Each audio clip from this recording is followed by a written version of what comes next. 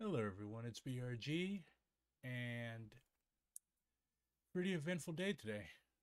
Our, should I say, the former president of the United States, Donald J. Trump, said some more ridiculous things. I mean, every time this man opens his mouth, he says something astonishingly ridiculous, but a sizable chunk of Americans like ridiculousness and stupidity and spectacles, hence him being our former president. So, what did he say today? Well, in the United States, if you want to get a crowd together, you engage in something called red baiting. Basically, raising the boogeyman of horrible, scary, totalitarian communism or socialism or anarchism or any type of ism that is seen as being antithetical to the good old fashioned American values of getting a mob together and burning people to death and owning people as slaves and treating women as property and doing all of these other good things. So let's see what the tangerine has to enlighten us about this morning. I will order my government to deny entry to all communists and all Marxists. Okay, first of all, I'm pretty confident that this man does not know what communism or Marxism is. Again, when you read bait, you don't have to have done the reading. You don't have to have done your research. You could just say shit and expect gullible people to eat it up. He's throwing red meat to his base. Hey, red meat. Today, I'm announcing a new plan to protect the integrity of our immigration system. Federal law prohibits the entry of communists and totalitarians into the United States. Okay, first of all, if he wants to protect the integrity of the immigration system in the United States, let's just look at the history of immigration into this country, okay? Like, during the period when his people came over here, like his first ancestor to live in the United States, I believe his name was Johannes Trump, was a Bavarian or draft dodger that didn't want to be drafted into the army of his German state, so he fled. And this guy ended up becoming a pimp and a all sorts of other exploitative things. So exploitation runs in Trump's blood. But his ancestor was allowed to come here because one, he was white, and two, the United States had a very, very lax immigration system. That's why there's so many descendants of Europeans here. Like you could literally just hop on a fucking steamship and come on over, provided you didn't have tuberculosis, in which case they would sequester you in a room for a little bit. But like, as long as you weren't Chinese during the time period that Trump's ancestors came over here, you could basically come in and do whatever you want. Um, that's why there's so many Irish and Germans in the Union Army, because like they were literally being drafted right off the boat. And there was actually a draft riot in 1863 in New York. A bunch of Irish immigrants uh, stormed through black quarters of New York City, uh, engaging in all sorts of dastardly deeds. They burned an orphanage to the ground. So those were the types of people that came over here, and those were the types of people who think they built America. And then, second of all, like, he's raving about totalitarianism. Okay, what is more totalitarian than limiting somebody's access to this country based on their political ideology? Like, that is the epitome, that is the definition, dictionary definition of totalitarianism.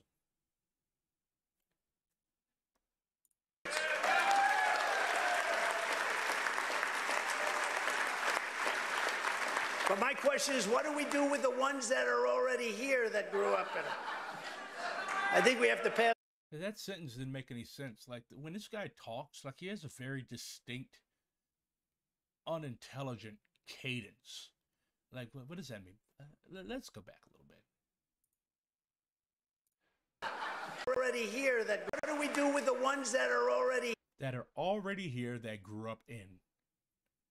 Like, the wires in his brain are so crossed that he can't even formulate a complete sentence. What do we do with the ones that are already here that grew up in? Trump just uses simple words to appeal to his dumb audience. Yeah, that's true. But if I recall correctly, one of his professors at Wharton, it's a very widely renowned and widely regarded school of business in the United States, said that Trump was the dumbest person he ever taught. And that's saying something, because B school kids are not renowned for their intelligence. Here that grew up in it. I think we have to pass a new law for them. More totalitarianism. Like, why are you passing laws to restrict and torment people based on their political ideology? I can tell you why, but Trump won't tell you why.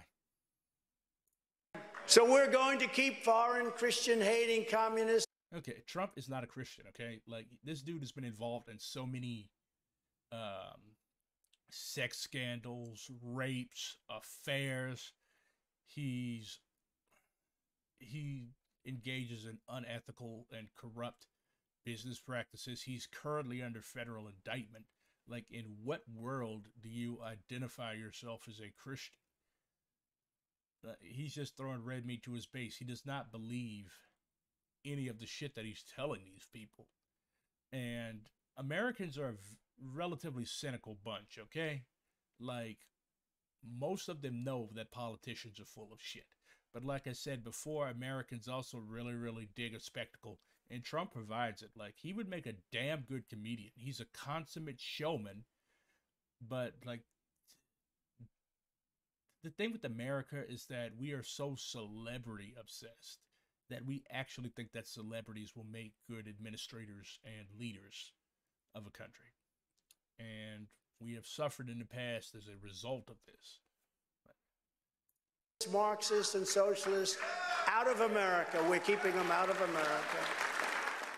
And what another thing that politicians do, they always promise you shit that they know they can't do. Like, this dude promised to build a wall to keep the Mexican, not just build a wall to keep Mexican and Central American migrants out, who, I might add, have more right to be here than he does.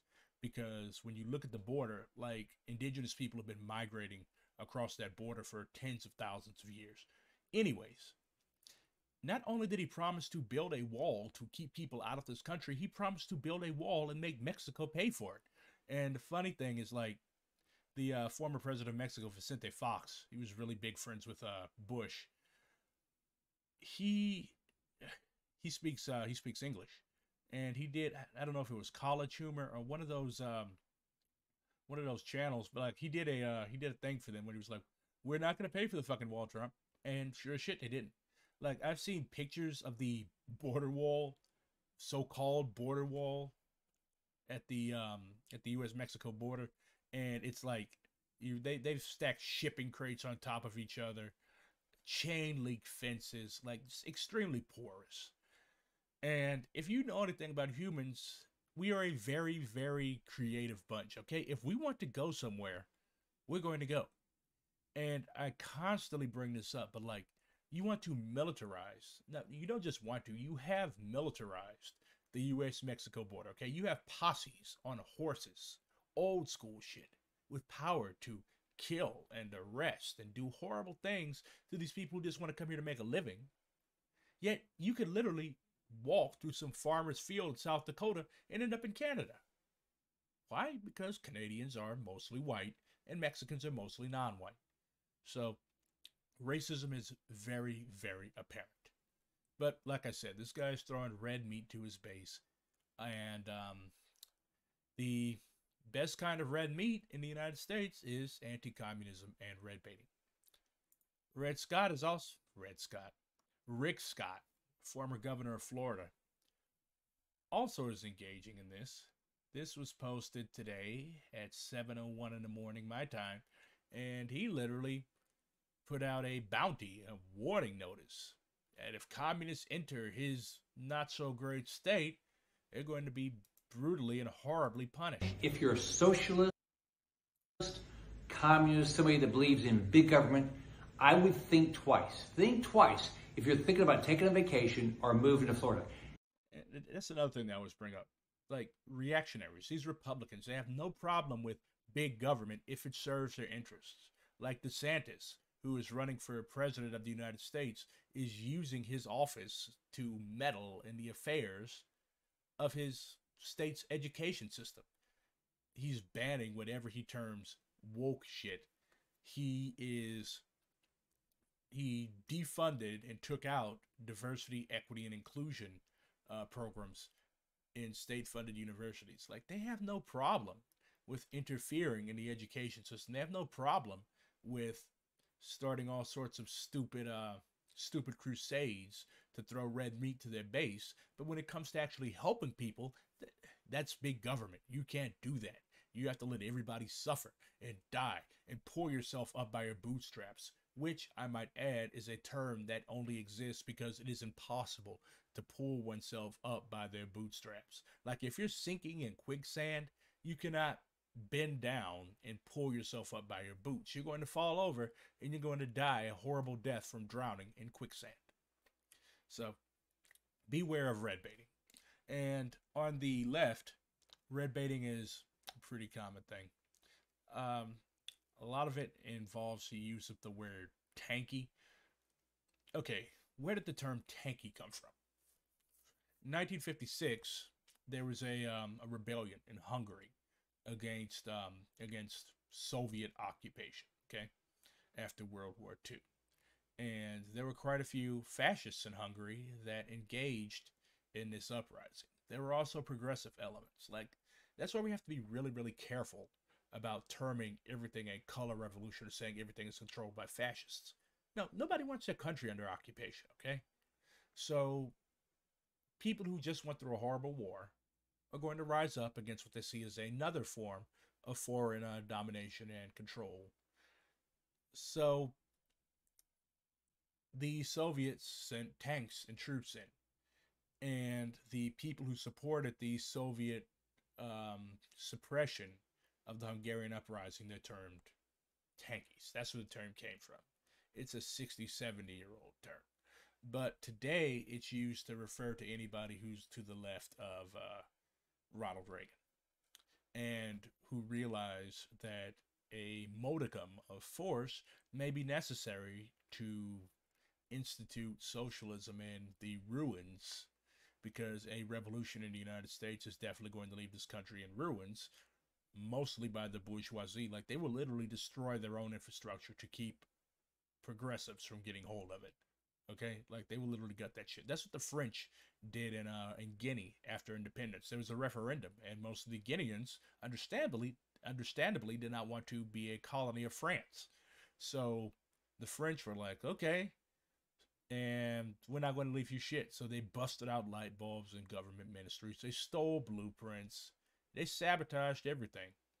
Poisoned fields, poisoned water, destroyed water treatment plants. Just left the country a fucking mess out of spite. And they did similar things in Algeria. Like decolonization involves removal of the infrastructure and capital that the colonists built for their own benefit. So they're going to definitely do that in the United States. Anyways, do I identify as a tanky? No, I really don't. Like, it's not good to chain yourself to a term, especially if that term is intended as an insult. Like, why would I identify myself as something that's insulting? But some people, some terminally online people, embrace the term, and they engage in all sorts of interference running for regimes that are just objectively horrible. Like, there is no reason that you should be supporting the dictatorial anti-communist regime of Alexander Lukashenko. And that it's campism. Campism is basically when you see anybody that's a member of the camp that is opposed to the United States, which I might add is still the world's #1 imperialist power. But what campists do is they provide uncritical support, meaning being very loud and very irritating and very, very, very reactionary online to these horrible regimes. Because Lukashenko, if I recall correctly, is a Soviet bureaucrat from the 1970s. Anyways, I'm not a campist. I don't support these horrible regimes. I am a proletarian revolutionary and a communist with new African tendencies. So, we're the free state of Florida. We actually don't believe in socialism. We actually know people, and some people in our state lived under it, and we know people lived under socialism. It's not good. He's referring to either Cuba or Venezuela. Neither one of those countries can be termed socialist. Cuba is making substantial strides back towards capitalism, again, because of its own material conditions. They really, like, a lot of people said that they really had no choice. And Venezuela is part of the pink tide.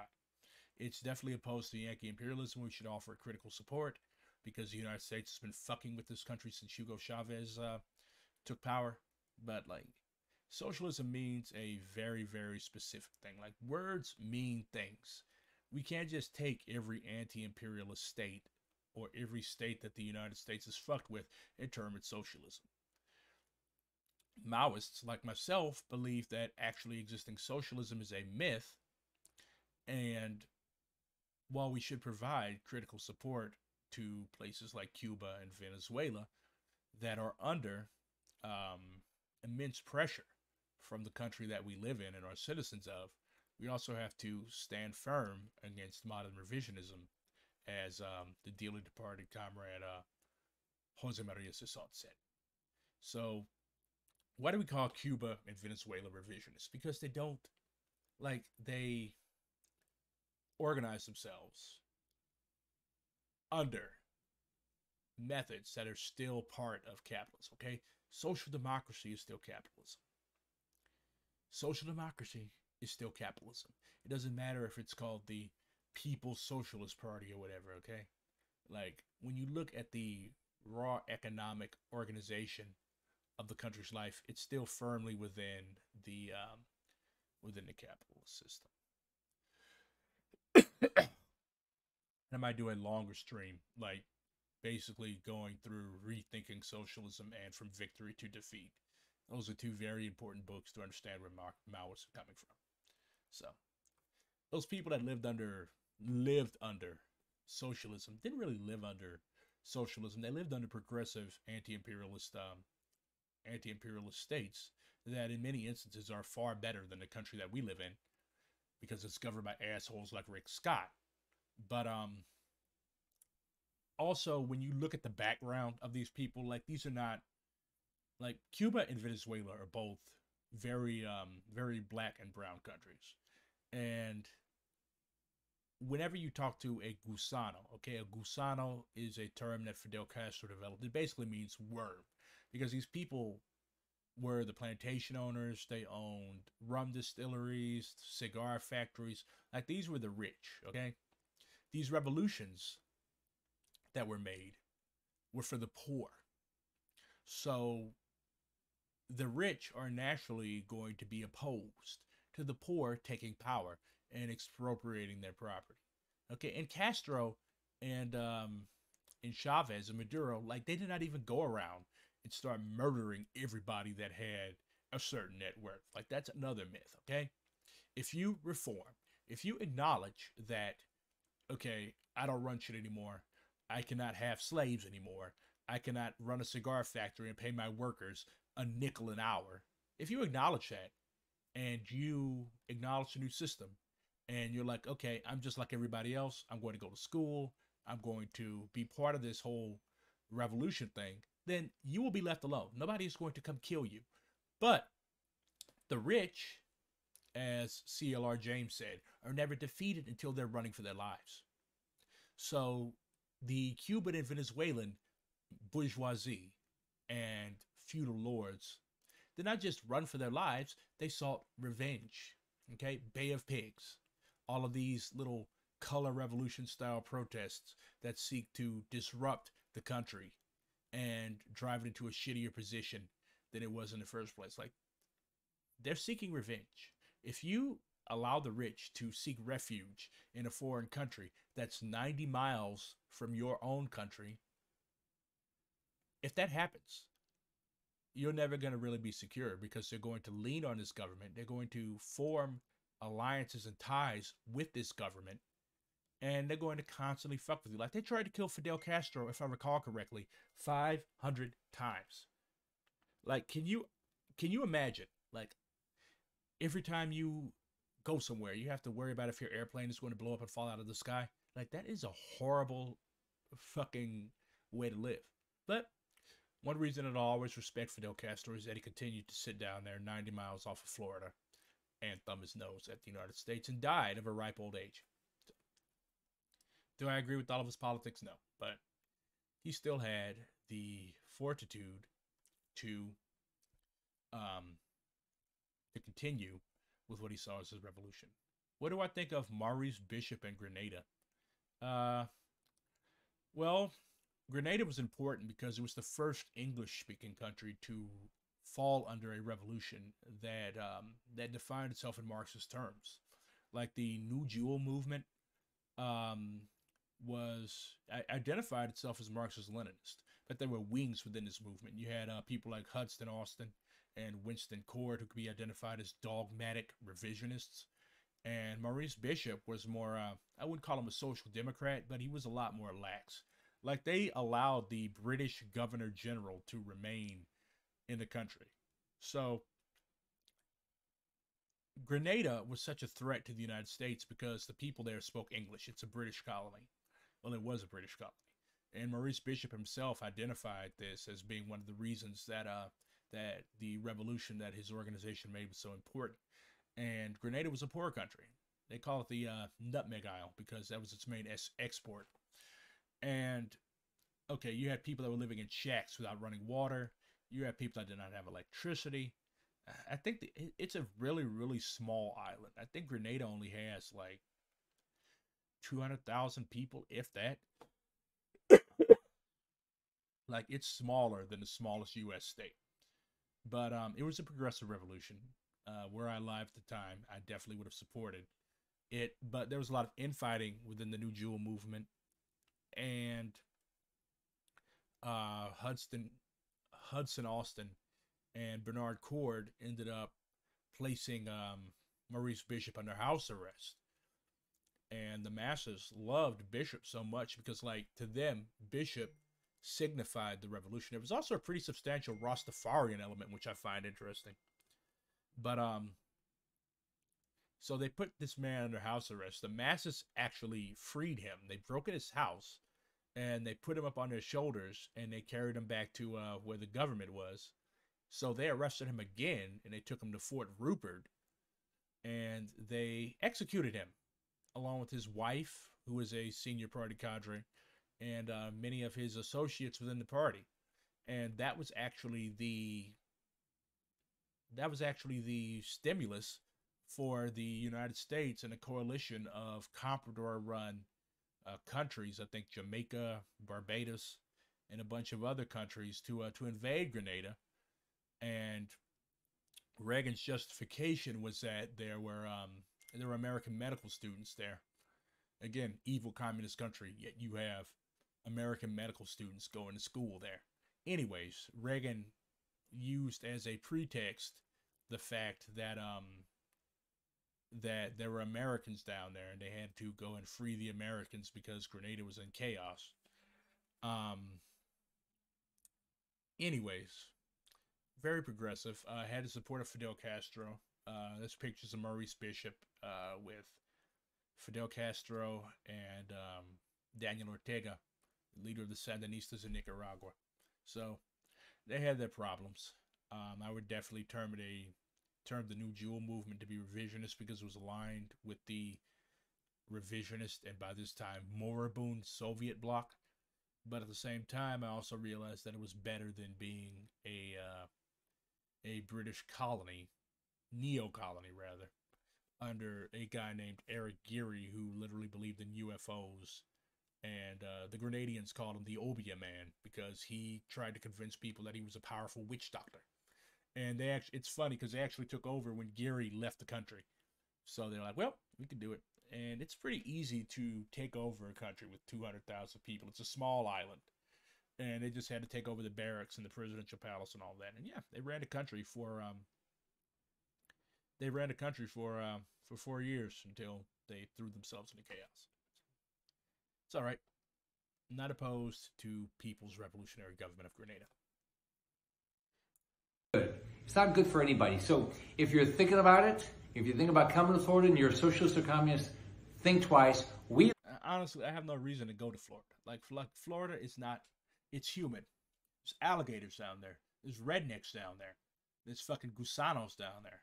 There's you down there. You like the fucking crypt keeper. Like what exactly would compel me to visit Florida? Like I have no intention of visiting your horrible state. You can keep it. But there's many Floridians who actually live there, born and raised there, who are leftists, who are communists, who are socialists, who are anarchists, who want a better world. And it's important that we extend our solidarity to them because, like, Florida is sort of the vanguard of reaction in the U.S. Like, they are studying Florida very closely and trying to see what they can do to us. And it's not just going to stay in Florida. It's going to move. So, let's see. Who do we think is going to be president of the United States in 2024? I'm looking at polling data. Let's see, this was polls ending June 25th. Biden is beating DeSantis by 2 points. Trump is beating Biden by 3 points. Let me silence my phone. I'm sick of that ding. I'm going to talk about West in a minute here. There's a lot of shit around that game. And I call it a game because, like, it's like fucking Game of Thrones for grifters and revisionists.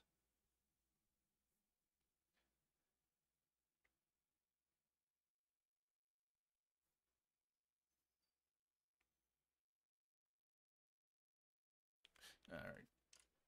So, Trump is beating Biden by 41 points. June 23rd, we got Biden beating DeSantis by 9 points and Biden beating Trump by 9 points. You got Trump winning by 2. Poll 19th through the 23rd. So, and when we break it down state by state, like, Biden is beating Trump in Pennsylvania. But DeSantis is beating Biden in Pennsylvania. Pennsylvania is kind of a bellwether because, like, it has a very substantial working class population. I mean, Philly and Pittsburgh, those are Democrat strongholds. But the suburbs, the areas around them, like, a lot of your union workers, etc., live out there. You also got the rural vote. Biden actually won Georgia in 2020, and Trump got himself in trouble fucking with the polls down there. But Biden's still beating Trump in Georgia. A lot of this is definitely due to an increasing Hispanic population, a younger Latino population, and the continuing prominence of the black vote. Like, a lot of black people are moving back down south. Particularly to Atlanta. Atlanta is seen as being like the black Mecca. Of course, the whole Cop City situation puts the lie to that. You've got Andre Dickless, who runs the city down there, and he's in bed with Kemp and the police and all sorts of other nasty people. That's what happens when you get so excited about these black neoliberals. Oh, we finally moved into a new South. I'm like, no, you still got the old South. You just have it in blackface. Because reactionaries are smart, okay? They know that they cannot run a place well. By run a place well, I mean for their profit, for their interest. They cannot run a place well when you've got the Klan running around, okay? You can't have people like Thaddeus Bilbo or Ross Barnett going up there in these Mississippi drawl and saying the N word over and over again. It's not going to work, okay? Black people have the right to vote now, and many of us use our right to vote. Um, so these reactionaries know that they have to get in bed with the powers that be, and in many southern municipalities, the powers that be are black. So the cops and the reactionaries, they load up these black candidates with money. They take them and wine and dine them, take them on junkets to the Bahamas and the Caribbean, etc. Like that's what they did to Clarence Thomas. Like Clarence Thomas was already a Tom. It's right there in the name. But like he was hanging out with this billionaire who literally has a house loaded with Nazi memorabilia, and now he's in fucking like they're trying to impeach him. Are they going to impeach him? Probably not. Like that's the thing with liberals. They always engage in these like spectacular legal maneuvers. We're going to impeach Trump. We're going to impeach Clarence Thomas. That never happens, okay? Because they always fuck something up. The people don't care. And you end up right back where you started, or worse. Like, we were so excited. Well, I wasn't, but the American people in general were so excited about Biden. Finally, we have a cool blue dude in office again. And what happened? Roe versus Wade got overturned. Roe versus Wade got overturned under a Democratic president because Ruth Bader Ginsburg did not resign, which she should have, under Obama so that he could appoint a progressive. But she was so adamant, and liberals always do this. Like she was so adamant about sitting and occupying that seat until she died. Now she died under fucking Trump, and Trump put a reactionary on the ground. I mean, they're all reactionary, but Trump put an even worse reactionary in her chair. So, yeah, polls have it pretty close. It's either going to be Biden DeSantis or Biden Trump. Right now, I'm leaning towards Biden Trump because all the polls that I've seen continue to give Trump a lead, and like Trump has the personality and the charisma. I don't know why I'm referring to that toupee tangerine as having charisma, but like he has a very, very toxic charisma that appeals to the basest, most banal sensibilities of Midwestern lumpen, white lumpen, and used car salesman. Are used car salesman lumpen? I don't know. But like so, and DeSantis, like DeSantis is he's a party man, okay? If Trump is Hitler, DeSantis is fucking Goebbels or Goering. So yeah. Though I think Trump bears more of a resemblance to Mussolini politically. The Democratic primary. So you've got RFK's son, RFK Jr. He's a conspiracy anti-vaccine wingnut. A lot of the MAGA communist weirdos like him because he said some mean things about the CIA once, and I guess they've become convinced that he's a secret communist, or I don't know. I don't know what goes through these people's heads, but he's not going to win. Biden is going to be renominated. I think probably the closest we came to having a sitting president get primaried was probably RFK's uncle Teddy Kennedy with Jimmy Carter, who bears more than a passing resemblance to Biden. But if the Democrats like actually had somebody that knew what they were doing, that wasn't a wacko like RFK Jr., like they very well might be able to primary Biden. Like this guy has done absolutely nothing he's promised. He continues to support that bullshit that's going down in Ukraine. He continues to funnel weapons and money and all sorts of other resources to a foreign country that is admittedly in the midst of a horrible war. Ukraine should not have been invaded. But Americans are sick and tired, really, of war. And the sentiment seems to be like, why are we sending all of this aid to Ukraine? We've got people that are suffering here. Like, you got people that are literally going through hell here. So, yeah, you have to, when you're governing, okay, like, you have to keep your finger on the your thumb on the pulse of the people. And so when you keep your finger on the thumb like that, it's silly. You can't find out what people are thinking like that. So you have to keep your finger on the pulse of the people that you're supposed to be governing. Biden is not doing that. Like, he promised to forgive everybody's student loans. Well, not forgive, but forgive a pretty substantial chunk of student loans. And now we got to repay them. That pisses people off. So what they're going to do is they're not going to vote, or they're going to go vote against you. So, and you figure, like, Biden has been in politics for about as long as the guy that he served as vice president under, Barack Obama, has been alive. Yet this guy still doesn't, like, he does not understand, or he acts like he does not understand basic political etiquette. You have to take care of your people, and you have to do the shit that you say you're going to do. Otherwise, you're not going to be reelected. So Biden is probably going to be a one-term president. Would I lay money on it? No, I'm not a fucking gambler. But I just don't see it going very well for him. Is he going to be primaried? No. Like, everybody who's, like, I don't understand, like, why these no-name ass candidates, like, who the fuck is Tim Scott?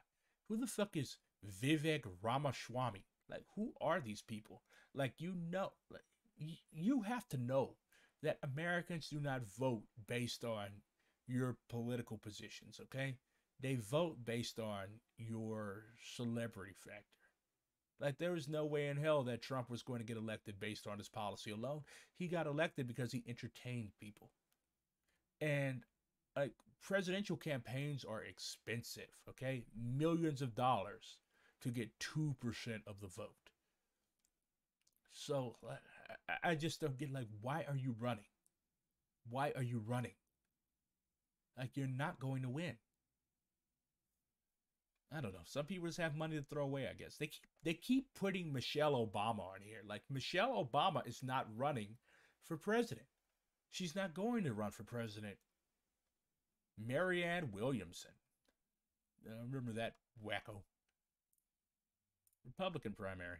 Trump DeSantis. Trump DeSantis. Trump DeSantis. Like, all of these no-name candidates, they're not even named in the polls. Nobody is asking about you because nobody cares about you. So it's going to be down to Trump and DeSantis. So, Cornel West situation. He announced his candidacy for president under the auspices of a very odd group called the People's Party. If I recall correctly, it was at the beginning of this month, but made some waves. And Al Jazeera decided to talk to him. And let's see what they have to say. Also, if I recall correctly, West jumped ship and is now running with the Greens, which seem to be a little less nutty. But I'm not a fan of all these weird-ass third parties. I'm not a fan of any party except the Communist Party. But let's see what Al Jazeera has to say. Steve Clements, and I have a question. Is there any room in U.S. politics for a candidate who's running against both the Republican and the Democratic parties and wants to stand up for the working class? Let's get to the bottom line.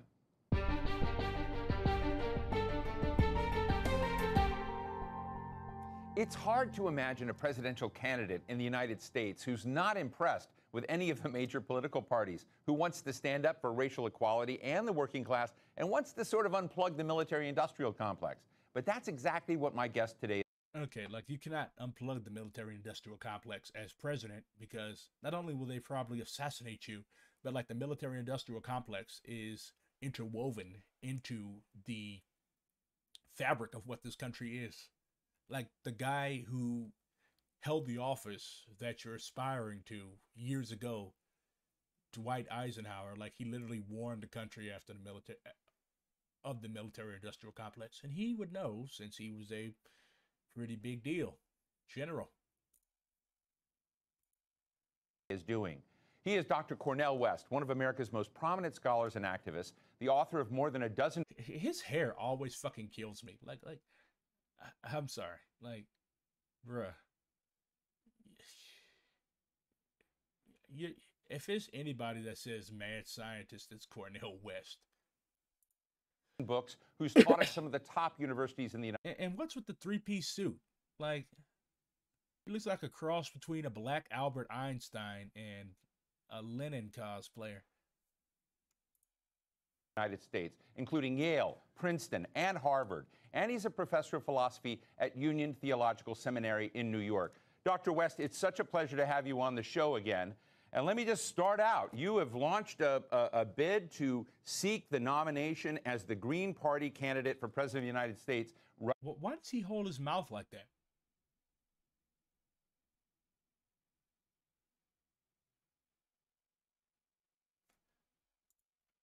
Running in 2024.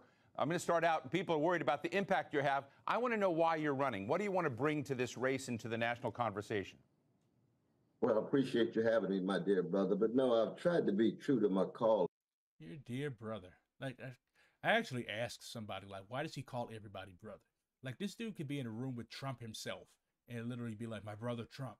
Are you fucking up, man? No, I don't think Cornel would swear, but like, it's apparently a Christian thing. Like, they call everybody brother because everybody is brothers in Christ. He's also a hippie. You can also tell he's a hippie by looking at him.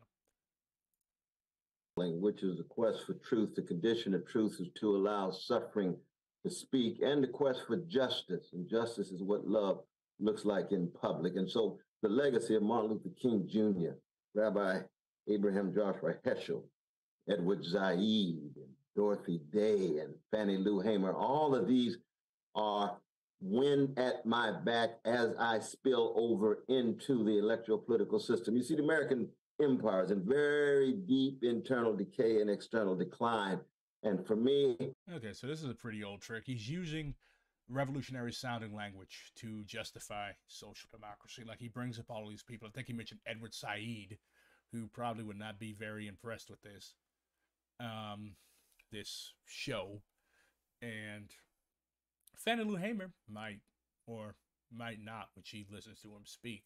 Like, Fannie Lou Hamer was not known for taking bullshit very well. And I don't think she would like the fact that this man is allowing himself to be used by a succession of white people who do not have the best interests of black people at heart. Anyways, Martin Luther King probably wouldn't either. I think at the end of his life, Martin Luther King was pretty tired of white people. I want to put the focus on those Frantz Fanon called the wretched of the earth, the precious poor people, precious working. Okay, now he's tampering with Fanon. So, like, this is what they always do. Like, Bernie used to do the same shit. Like, he would feint, move, ostensibly on the surface, towards the left. But when you get to the... I'm not saying this is somebody that opposes, like, viscerally hates Bernie Sanders. Just like I don't viscerally hate Cornel West. See, I don't attack people. Like, Bernie Sanders would probably be a pretty cool person to have as principal of an urban high school. So would Cornel West. But when you're tampering with leftist language, or when you're raising the specter of leftist language to justify some bullshit, I don't think Jeremy Corbyn has ever read How Europe Underdeveloped Africa. But anyways, or he very well might have. Like, a lot of these Brit politicians, they actually have leftist pasts. Like, I think Tony Blair was a member of a Trotskyite group for, like, a week.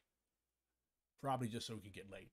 Because Tony Blair just looks and acts like that type of person. Obama, like, literally read leftist theory, decolonial theory, so that he could sleep with people who were interested in that shit. But back to what I was saying, like, it's very common. Like, Lenin said this himself.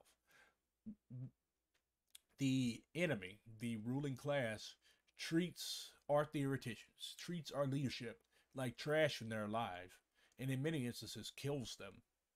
And then after they're dead, after they are no longer are in this mortal plane after they're no longer a threat to the ruling class, then they put you on a stamp.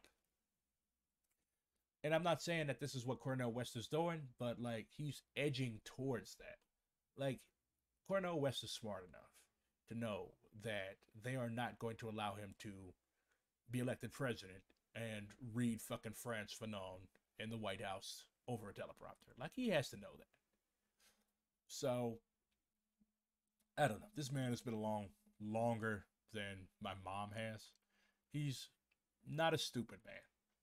But like I think like people as they get older, like a lot of former Panthers have done this, as people get older, their politics like tend to decline. Like you start thinking, man, I've been doing this shit for 50 years. And not only have we not had a revolution, shit has gotten worse. Fuck it, I'm going to run for Congress. I'm going to do something with my life before I die. Like, I get it. I get it, okay? But let's just don't, I would respect you a lot more if you don't act like what you're doing is revolutionary.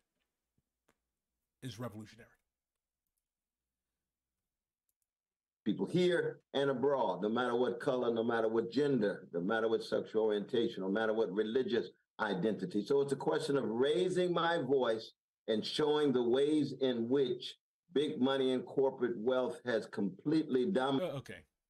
I know Cornel West has to have at least dabbled with Lenin, okay? Like sometime in college, he went to college in the 60s. Lenin, Mao was everywhere. I know you've got a class analysis. I know you remember some of that shit, okay? I know you remember some of that stuff. So you're talking about big money, big corporations, blah, blah, blah, blah, left populism.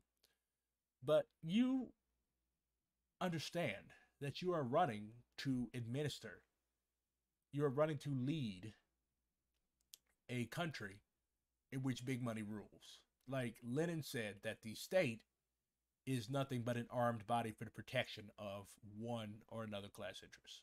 A socialist state is to manage the affairs of the proletariat and help us advance toward communism.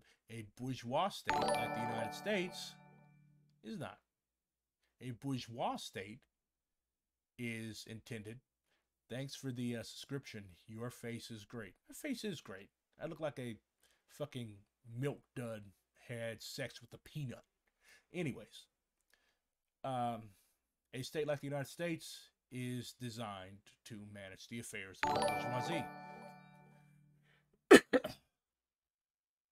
All right. And I know Cornel West knows this. Like, he's just playing in our faces at this point. Dominated both parties, and neither party can speak to the plight and the predicament of poor and working people here and abroad. The militarism abroad on the one hand, and the internal grotesque wealth inequality within the American empire. You know, when President Biden ran against Donald Trump and won the presidency, Black Americans delivered that win for him.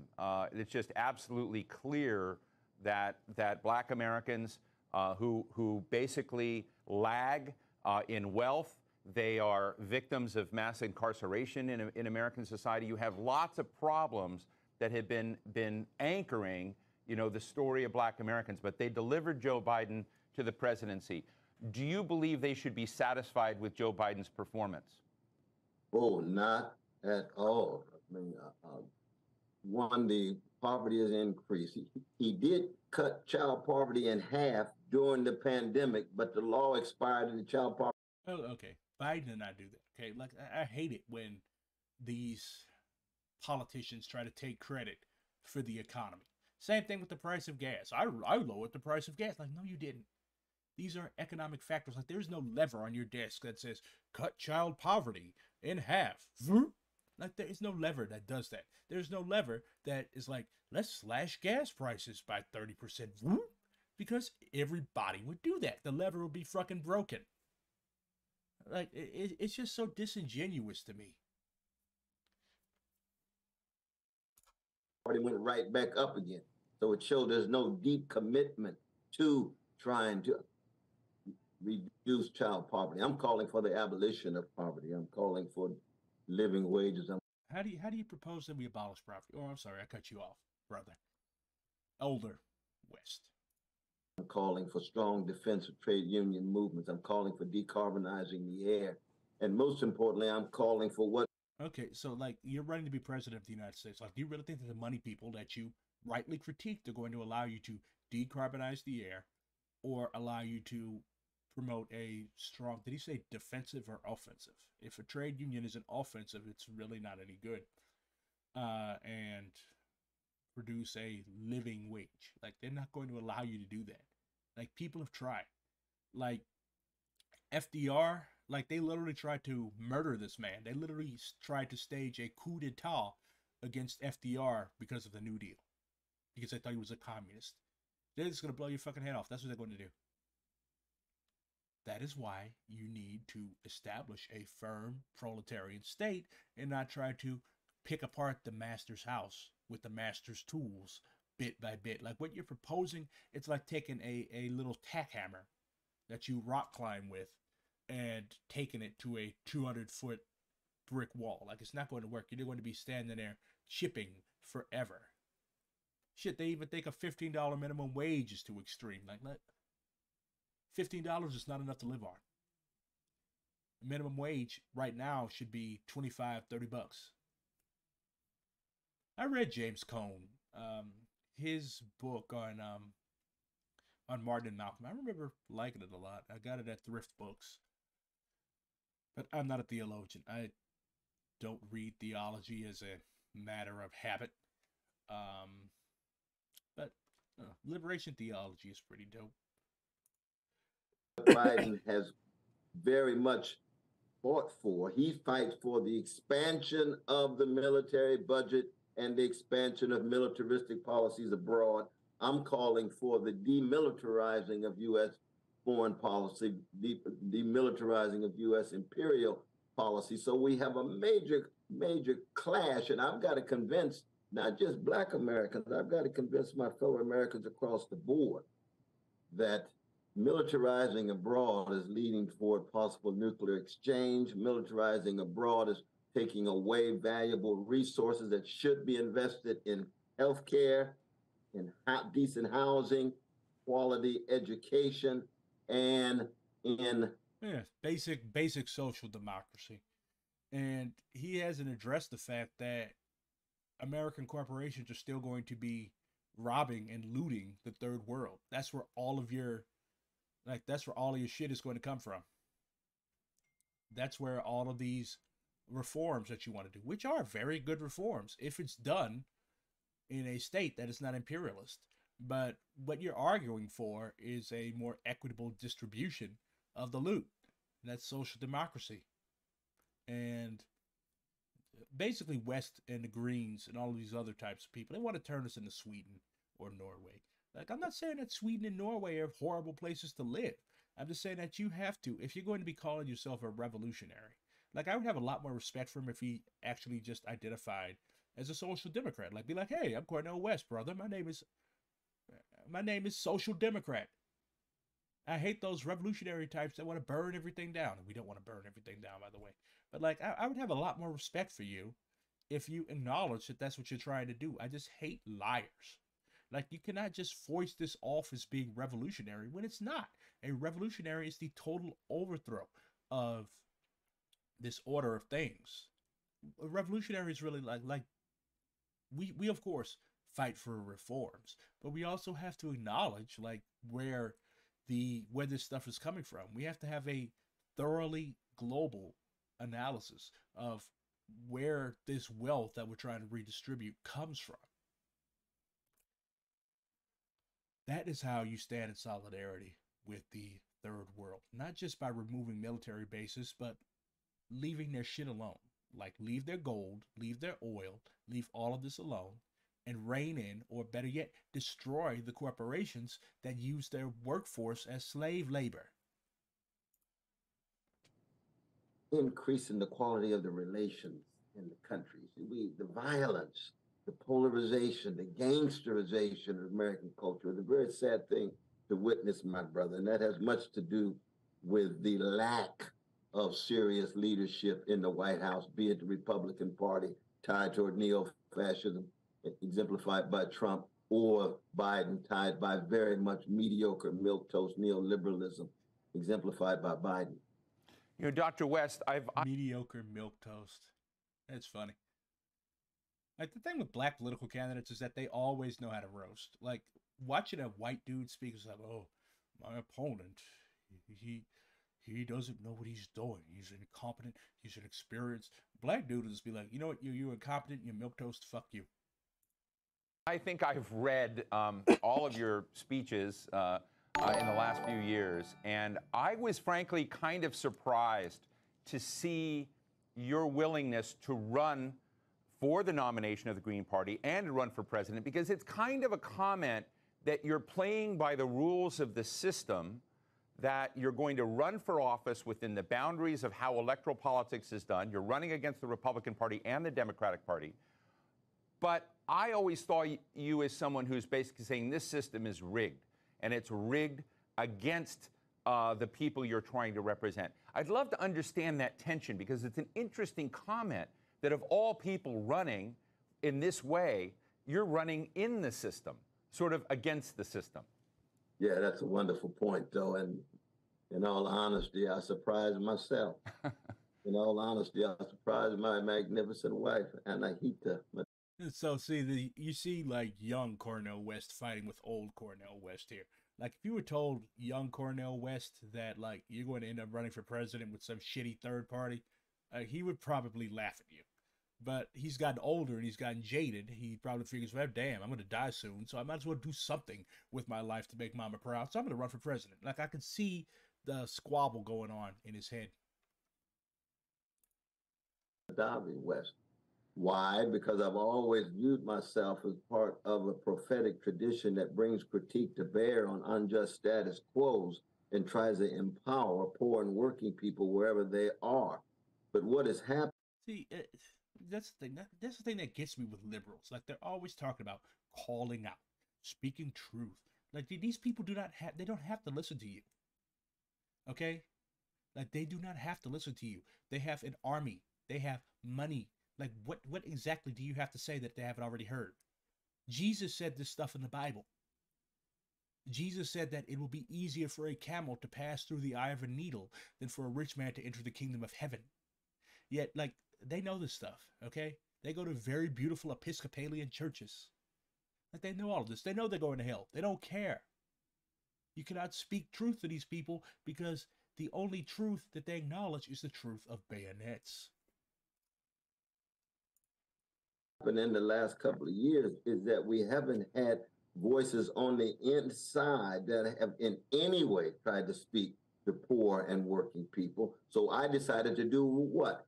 Become head of the American empire in order to dismantle the American empire and empower poor and working people around the world. And my candidacy, my brother, is just a moment in a larger global movement, increasing voices from around the world, every corner of the globe, calling for policies that would accent their dignity. And so in that sense, it's quite continuous with my own prophetic sensibility. It's just that you're right. Now I'm going inside in order to dismantle, to ensure that those resources available there can be made much more available to poor and working people. How do you feel your message is being heard?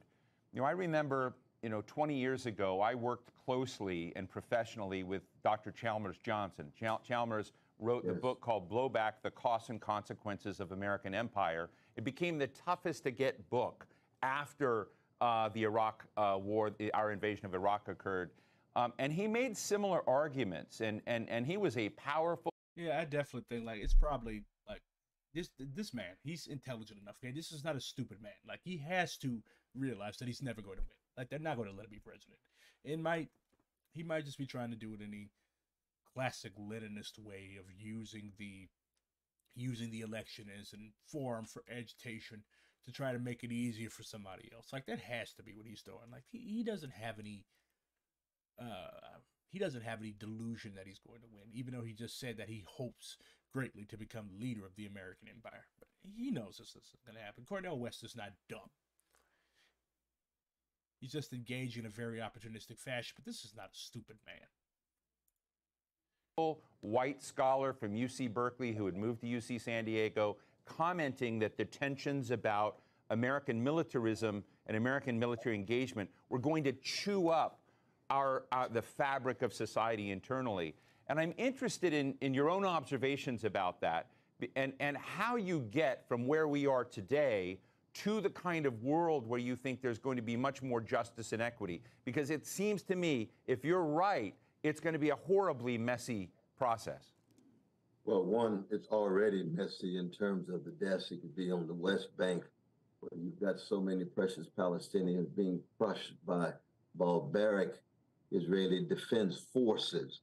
And yet at the same time, you've got peasants in Brazil. At the same time, you've got workers in Uganda. At the same time, you've got dollars. I was waiting for him to bring up the LCP. It would be funny if he mentioned the Maoist-led peasants union in Brazil. But like that's another thing that liberals do. Like they have no real intention to help these people. Like, they're just trafficking in these people's struggle. Like, oh no, look at what the bulldozer just ran over that poor baby. Oh no. Like, okay. Like what materially, what tangibly are you going to do about it? Like, are you going to stop US support for Israel? Of course you're not. Are you going to give your critical support to the red faction of the Communist Party of Brazil? Of course not. You're not going to support a fucking Communist Party. You're going to support Lula.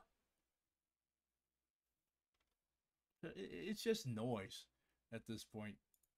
In India, Muslims in China who are not being treated right. And it's just a matter. He talks about Muslims in China. I'm not going to start a whole Uyghur debate.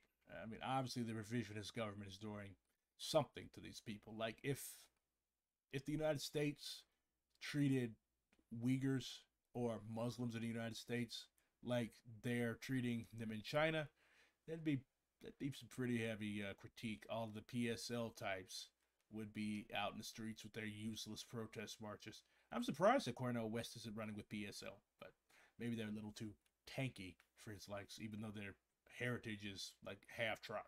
Anyways, but like America does not give a shit about Muslims, okay? America does not care about Muslims. Party for Socialism and Liberation. I call them the PSLs. Most people call them the PSLs. We also call them the Pumpkin Spice Losers. But anyways, I have a lot of people who I respect who are in PSL. I just think your party is garbage and it harbors all sorts of nasty abusers. Anyways, like America is not highlighting the struggle of Uyghur Muslims in China because it cares suddenly about the well-being of Muslims.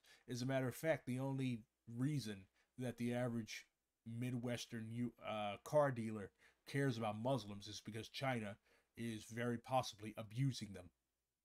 Like that's the only. Otherwise, they would support rounding up Muslims in the United States and putting them in concentration camps, like literal concentration camps. Anyways, why is China doing this to the Uyghurs? Because apparently it thinks that they're more susceptible to becoming radicalized and going to join Daesh and other horrible groups. So, America had Uyghurs in Guantanamo Bay. Oof. Pretty par for the course. But, yeah. It's important that we don't allow ourselves to be taken in by American rhetoric that is being used to justify and prosecute its geopolitical and even war goals. Of trying to not hate anybody, but to hate injustice.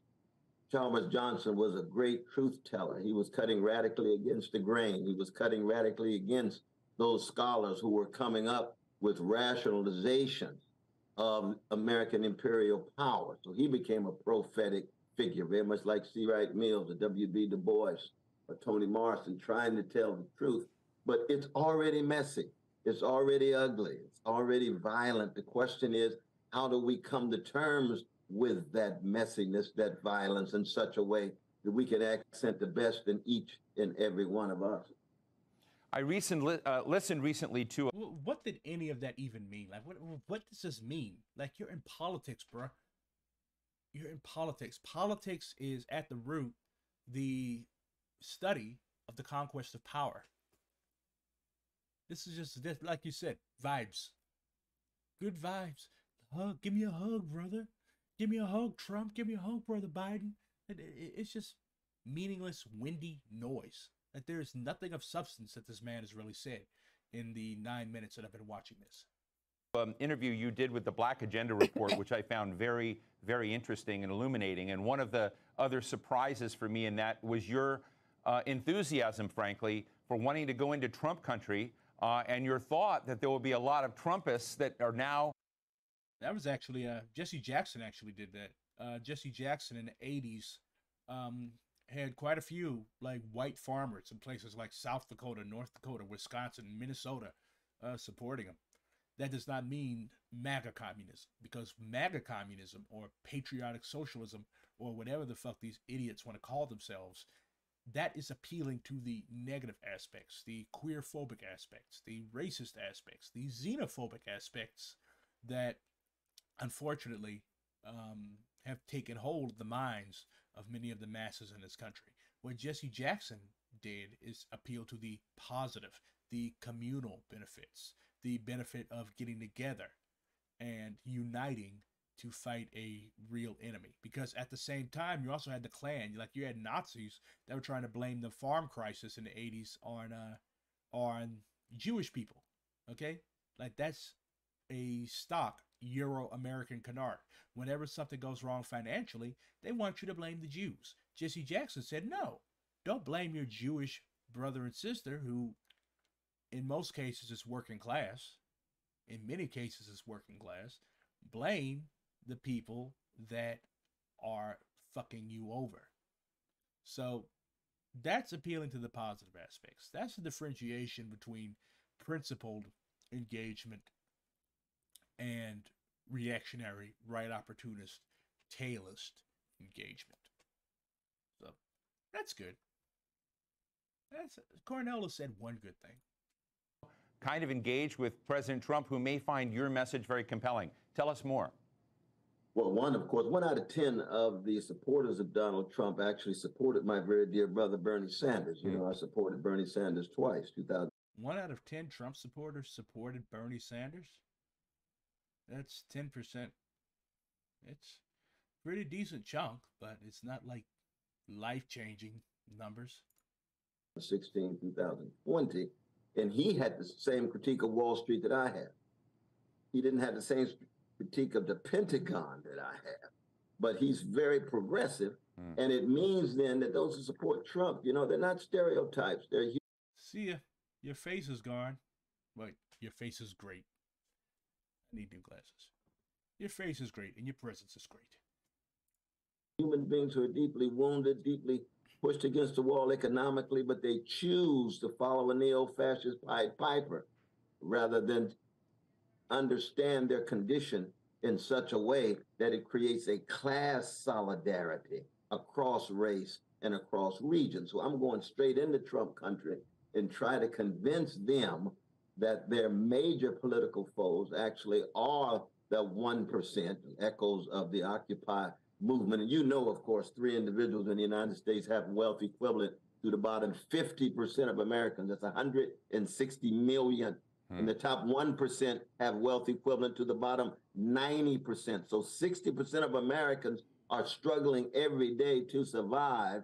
And yet it's the richest nation in the history of the world. And yet it's got military expenditures that are more than the next 10 countries combined. It's got 800 military units all around the world for its empire. And there's no way that poor and working people can be empowered given this kind.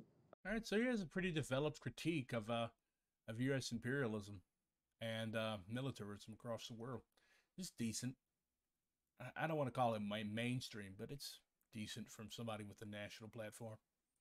Like I said, I'm surprised you didn't run with PSL. Like, that's basically the same type of stuff that PSL says. They're always talking about U.S. militarism and thinking that a protest march is going to do something about it.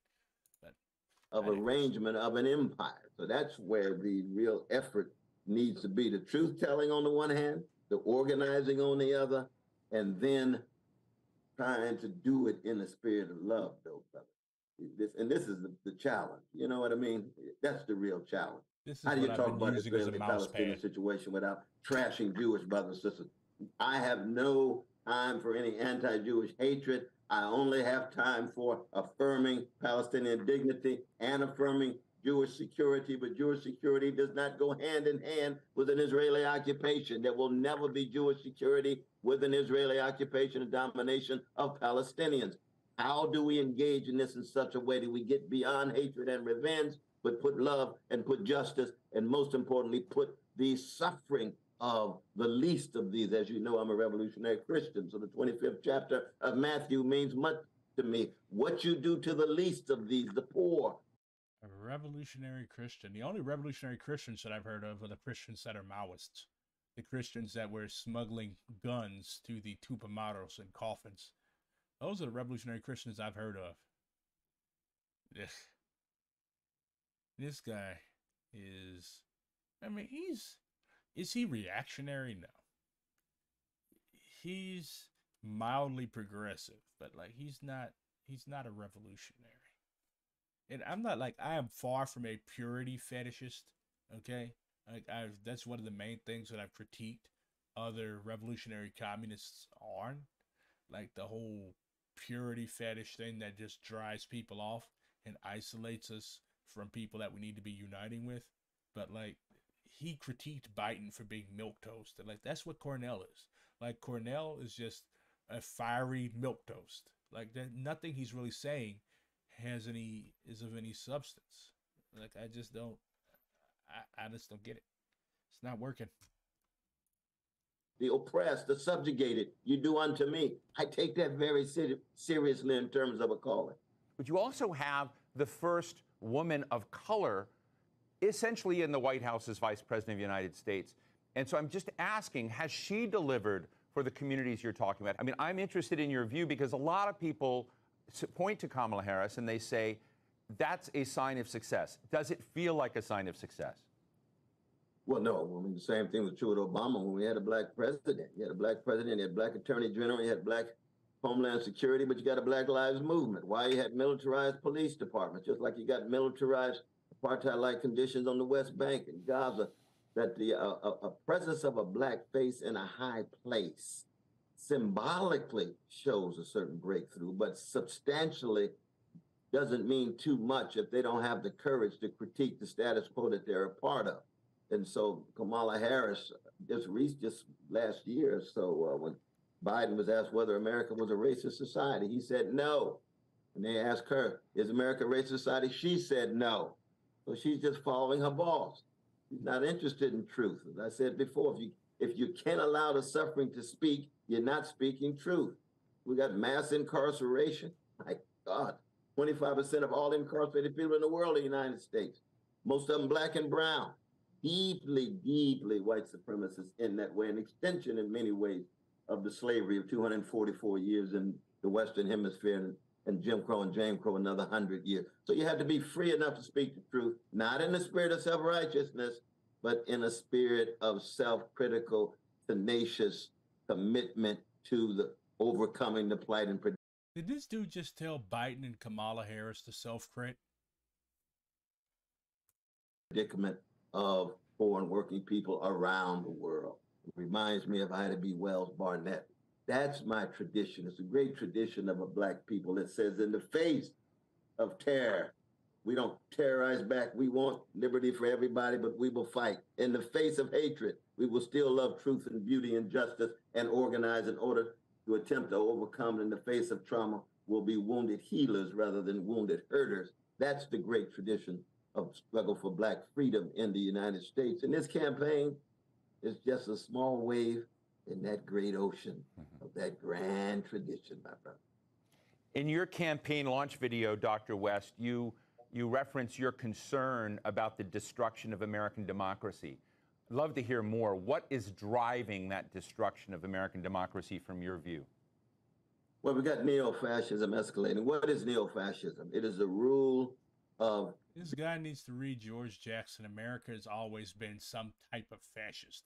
Also, America isn't a democracy. As the reactionaries like to say, America isn't a democracy, it's a republic, okay, of people are allowed to elect people who are paid by the rich to represent them in Congress, in the State House, in the governor's mansion, or whatever. But they usually do not represent the interests of the people who vote for them. They represent the interests of the people who pay them. Big military, big money, with political leaders who convince a relatively helpless citizenry that they should scapegoat the most vulnerable, indigenous people, Black people, Muslims, Arabs, immigrants, Jews, any group that historically has been degraded. And that's precisely what Trump does. And you cannot have a democracy with the rule of big money, with grotesque wealth inequality, with hardly a public sphere, which means everything is commodified, ends up being militarized, ends up being privatized. So there's no public spaces where people can come together and engage in critical reflection. It's simply gangsterized, simply polarized. And the result is what? Tyranny, increasing tyranny. That's what we're seeing in the United States. And that's why it's so important to keep alive the great legacies of Martin Luther King Jr., Fannie Lou Hamer, and others. You know, next week, the Supreme Court is supposed to rule on affirmative action. And I'm interested, if they strike down affirmative action, do you worry about that? Or is that basically a small measure when it comes to the level of systemic change you're advocating? Yeah, I mean, my expectation is they certainly will. They'd already diluted it down to very narrow conceptions of diversity. It no longer has anything to do with the kind of call for reparations that are needed in order to begin to deal with the damage done of slavery and Jim Crow and Jane Crow and other forms of domination. So my hunch is they certainly will eliminate affirmative action, and we simply have to continue our struggle and try to come up with ways in which Black people, but not just Black people, but brown people, not just brown people, indigenous people, not just indigenous people, but poor people across the board have ways in which they gain access to resources and dignity. So we simply have to shift in strategies that, my brother, the Supreme Court, deeply conservative, deeply right-wing for the most part. As you look at the campaign that's coming ahead, I'm really interested in the Green Party, the People's Party, and many people discount that you have any chance at all of winning. But what I've been able to tell them is that your voice is going to be heard. You're going to be out there critiquing. But what is your national strategy politically as you kind of begin this effort, which you launched on June 5th? As you look at the country, how are you going to try and turn someone who's a skeptic of your candidacy into someone who understands what you're doing? Well, first, though, the political discourse in America has been so narrow that most fellow citizens haven't even been exposed to the kind of vision and analysis that I have. So that it's going to be a real... Most people have heard your stuff before. You're basically the left wing of the Democratic Party. Like, if you had run as a Democrat, you actually might stand a chance of getting more than like 0.10% of the vote. But like, nobody's gonna vote for you, Brad. Like, where does your party even have ballot access? Come on. Like, people have heard this stuff before. Like, America has had left populist movements. As a matter of fact, the large chunks of the South were actually governed by an interracial coalition. Populist in the late 1800s, like the 1890s, early 1900s, because there was a crisis then. So that convinced even the most racist white farmers to link up with black sharecroppers. So we've seen shit like this before. Jesse Jackson had the Rainbow Coalition. You mentioned Martin Luther King constantly. He had similar politics to you, although he was quite a bit more radical. I don't think he's mentioned Malcolm, but that's just the black examples. You already mentioned Bernie Sanders, who's basically you with less hair. Like, people have heard this stuff before, man. Like, don't act like you're something new. That's always something that pisses me off. People always are trying to reinvent the wheel. Like, you did not develop social democracy. This man has an ego the size of Denali. Breath of fresh air. I hope that they can see that somebody is concerned about taboo issues that they hardly get a chance to talk about. Look at the Ukrainian war. There's no serious understanding of the impact of the expansion of NATO and the United States violating its promise that NATO would not move 1 inch toward Russia. Americans know that if there were missiles in Canada or Mexico and Russian missiles in Canada and Mexico, U.S. empire would blow them into smithereens. They would never allow it. We saw this in the Cuban Missile Crisis of 1962. Well, that's how empires behave. There's no doubt about that. Now, Russia, we know, has its own domination and oppression, but it is a small empire compared to the United States. And so just to have an analysis of ceasefire, stop the war, stop the suffering of our precious Ukrainian brothers and sisters, but understand that NATO historically and is today an arm of U.S. global power. And therefore, it is in no way neutral. It is in no way to be trusted in terms of telling the truth. Most Americans hardly even gain access to that view. They will now. That was actually a pretty developed and nuanced analysis. He calls Russian imperialism to task, but he doesn't do any NATO shit. And he's like, yeah, NATO is a puppet of America.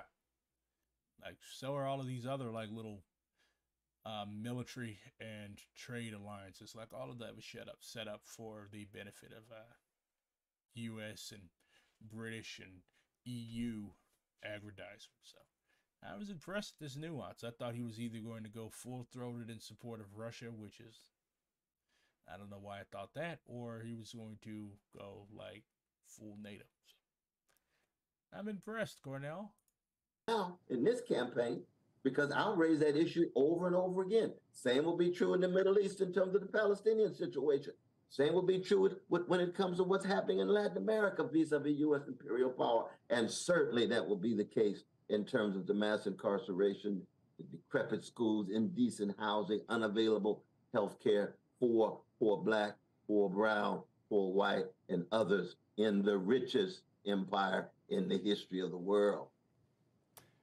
Dr. West, from the moment you launched your campaign, the headlines about your campaign launch were Cornel West, spoiler for Biden. I'm fascinated by the commentary that sort of, tries to support the lock that two political parties have in the U.S. political system and the immediate enmity of a third party that comes in. I'd love to hear from you and tell those people who have that criticism and see you as a potential spoiler for Joe Biden how you view democracy a little differently. I mean, it's fascinating to me that those who, on the one hand, supposed to be committed to democracy are so interested in excluding a variety of different voices, especially when those voices are highly critical of unjust status quos. The idea that we could have a political discourse in the United States at this moment with no serious talk about destruction of the planet, let alone destruction of democracy, with no serious talk about the redistribution of wealth downward as opposed to where it is now, going upward, with no serious talk about the issues of class and how it relates to issues of race and gender, let alone how it relates to imperial foreign policy. So it shows, in fact, that our political elites, they're not interested in democracy in any substantive way, a democratic, robust conversation about power, status, justice, and a vision for a better future. Not at all. They've got mechanisms of censorship. They've got mechanisms of exclusion. And to say I'm a spoiler is to say what? That Joseph Biden, that he owns. I mean, a spoiler is somebody that actually has a chance of winning, or that can actually take away a substantial chunk of votes from you. Like, West might be the best candidate that the Greens have had in a long time, like maybe even since they've existed, but like, I don't see West making a sizable chunk, a sizable dent in any of Biden's constituencies or people that are apt to vote for him. because like there's a third party effect. Like people don't vote for third parties because people vote for candidates that they want to win.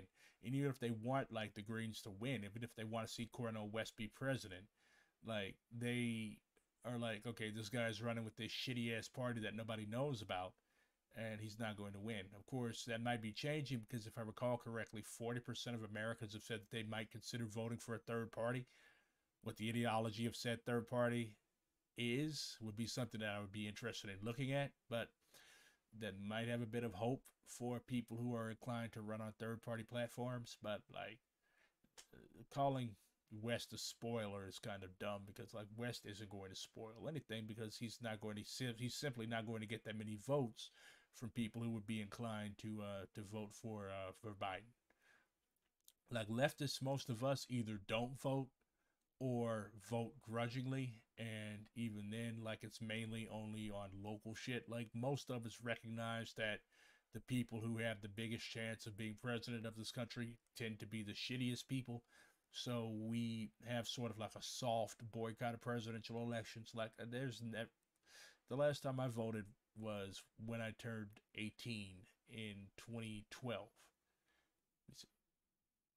Yeah, when I turned 18 in 2012, and that was for Obama. And that was the first and last time I voted for president. Like, and most of the leftists that I regularly talk to have that same position. Like some people let themselves be guilted into voting for Biden or voting for Clinton to stop Trump, but they quickly realized their mistake after they were mercilessly roasted for it. Quite a few people backed Bernie in the primaries, but like after he got fucked over, they just didn't give a shit. Very few supported Hillary Clinton because Hillary Clinton is objectively and obviously evil. Vote that people can't think for themselves, that people can't be Socratic and reach positions that are outside of the mainstream. How sad.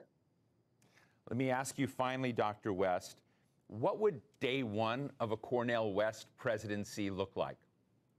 A funeral. What I've told my beloved wife, I said, if and when I win, I'm not even going to move into the White House until everyone has a house. That the first day is going to be one in which a paradigm shift has taken place. The first day is one in which we're going to begin the demilitarizing of U.S. foreign policy. The first day of a Cornel West presidency will look like a funeral because it will be a funeral because of the reasons that you're expressing. They're not going to let you take that power away, and they're not going to let you demilitarize because demilitarization means the loss of money. And the bourgeoisie, the ruling class, the enemy, the people that we all hate, including you, Dr. West, they play about a lot of things. They'll play about rights. They'll give you rights. Well, let you think that they gave you rights. But when you threaten that money, then you end up...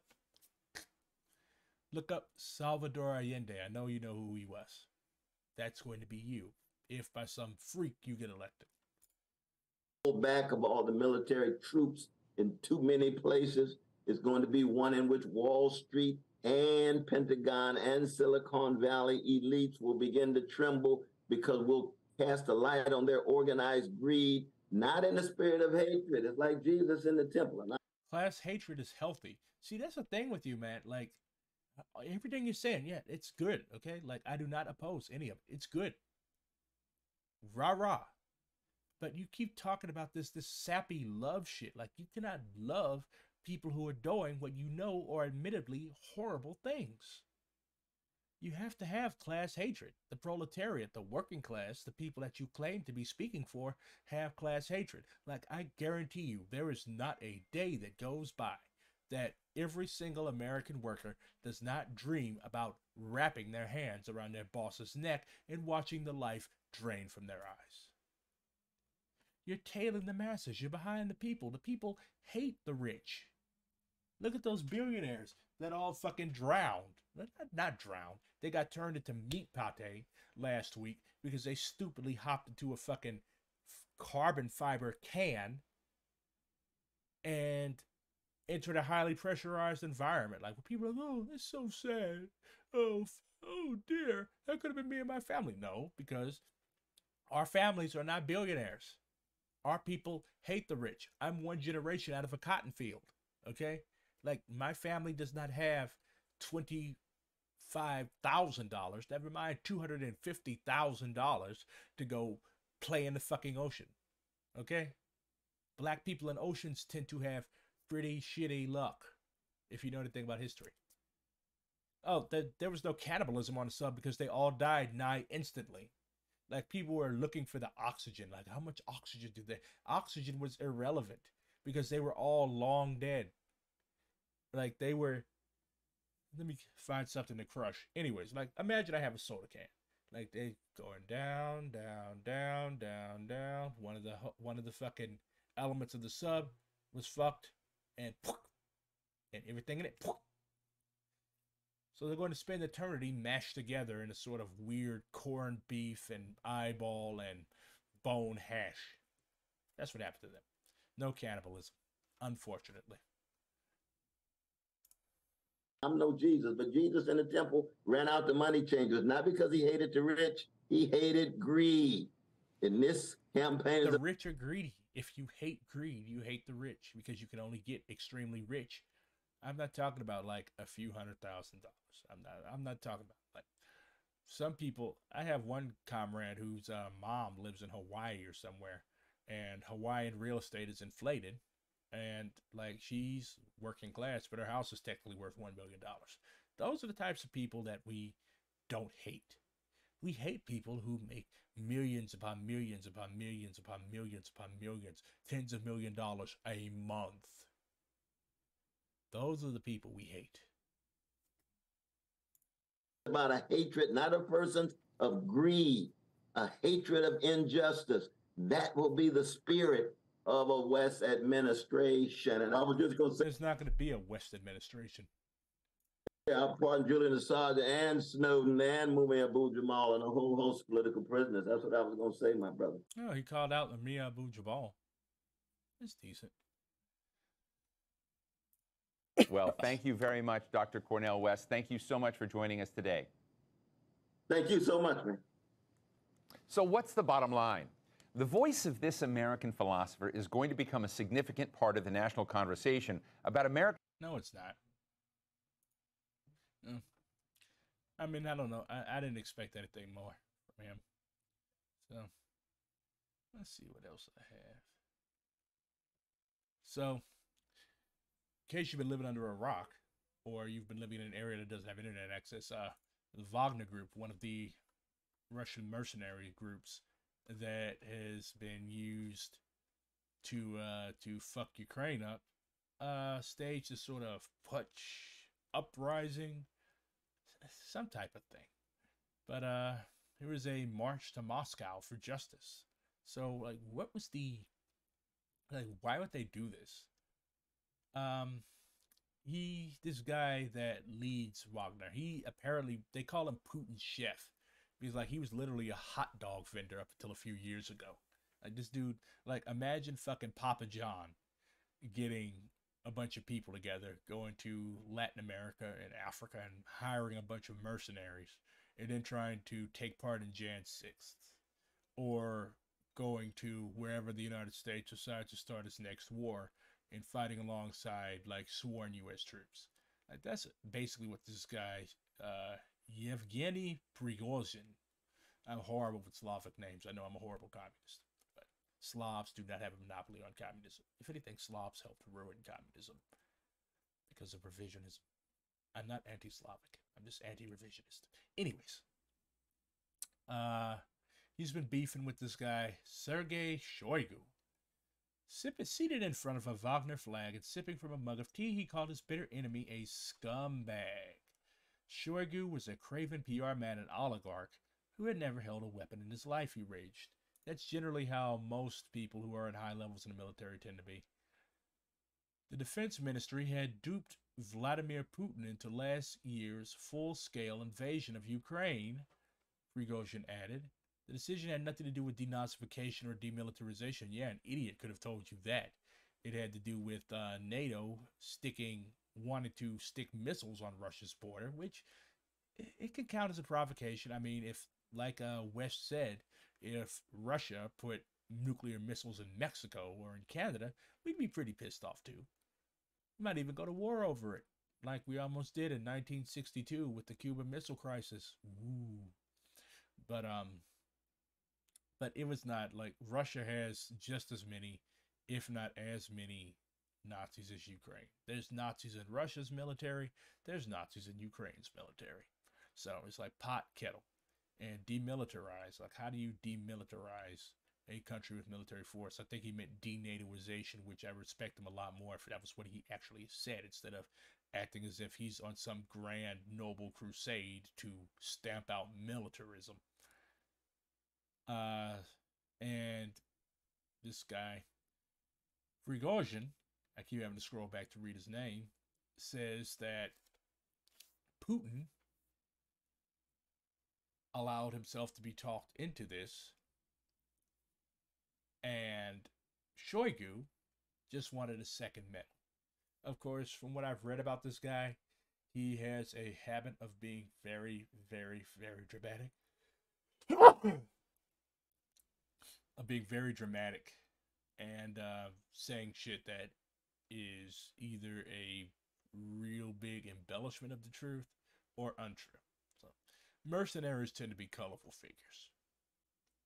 So on June 10th, Sergei Shoigu announced that Wagner soldiers would have to sign contracts with the defense ministry. And in effect, Wagner would cease to exist. So, yeah. Putin put out feelers that he supported this, and this guy, the Wagner head, I'm not going to keep scrolling up to look for this man's name, but he posted something on his Telegram saying that there was a missile strike on his camp, and this was in Donbass. So there you go. The Guardian says that it looks staged. So in retaliation, this guy Prigozhin vowed retaliation, and he ordered his mercenaries, his troops, to start a march. And so they left the areas where they were assigned to be at, and they marched into Russia. And they took Rostov on. Did they take Rostov on Don? I think they just occupied a couple buildings.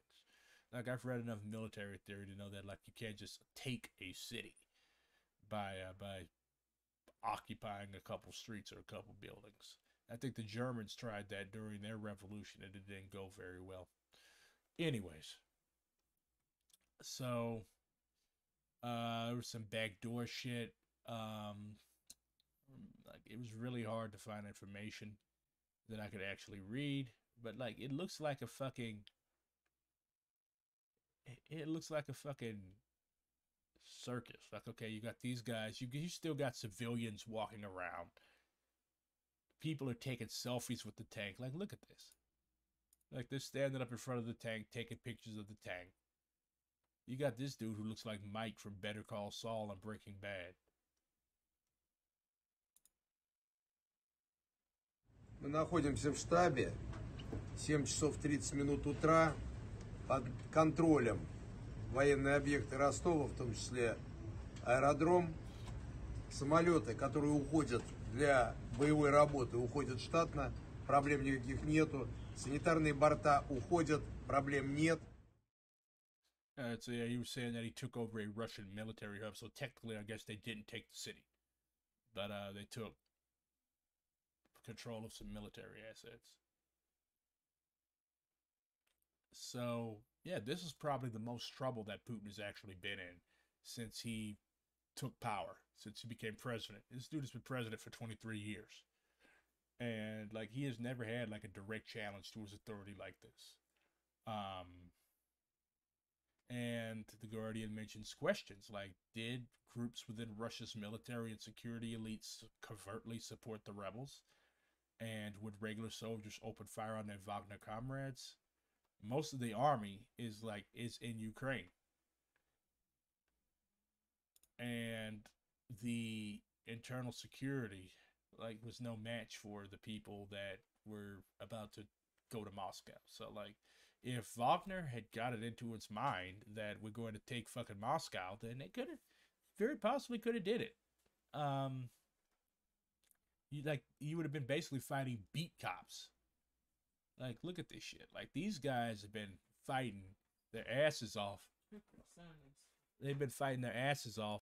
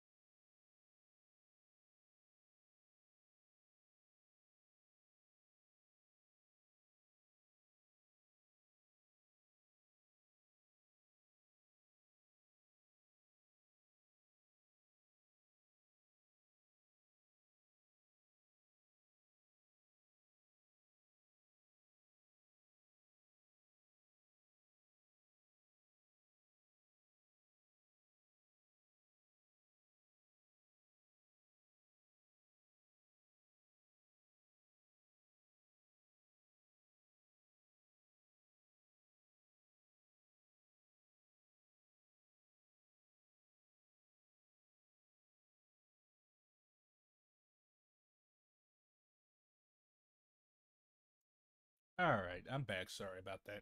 I had cookies.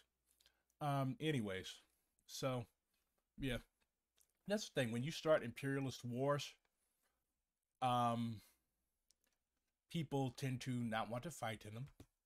Your citizens tend to oppose them, and when somebody postures themselves as being um opposed to the war, or they raise a stink against the government, um,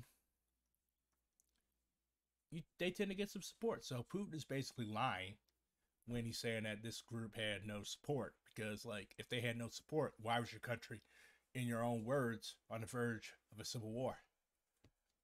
No.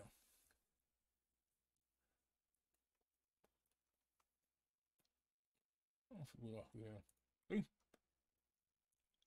Putin tells security staff they prevented civil war as Prigozhin lands in Belarus. Yeah. I think Putin was a bit shook last week. Like, I mean, I would be too. Like, you've had near absolute power for 23 years, and the next thing you go, one of your mercenaries is preparing to roll up on your capital. Some people say that he even fled, but did he flee? I don't know. I wasn't there. Like, I try not to talk about shit I didn't see or I wasn't there for. Let's see what's going on here. Солдаты и офицеры – настоящие защитники Отечества, которые в трудный для страны час вместе с боевыми товарищами встали на пути смуты, результатом которой неизбежно был бы хаос Вы защитили конституционный строй, жизнь, безопасность и свободу наших граждан. Уберегли нашу Родину от потрясений. Фактически остановили гражданскую войну. В противостоянии с мятежниками погибли наши боевые товарищи. Летчики. Они не дрогнули. So this is the first confirmation we received. Like, I think Prigozhin said that they had shot down a helicopter or something. Somebody told me like, "Oh, that's bullshit. How can you believe that?"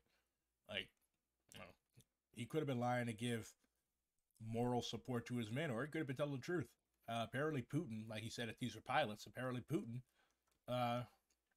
decided to confirm that. Took out some helicopters. Russians killing Russians, although Wagner uses foreign mercenaries as well.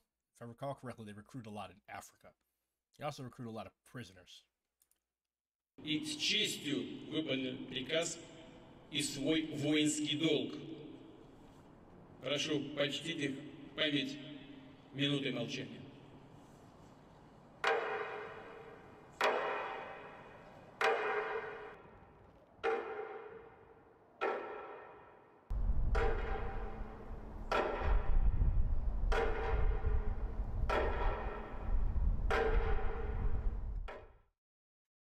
Minute of silence. Press F to pay respects to the people who died in your ridiculous war. That's why we differentiate between just wars and unjust wars. Like, attacking another country, unless it's colonized you, it's not justifiable. It opens up too many cans of worms.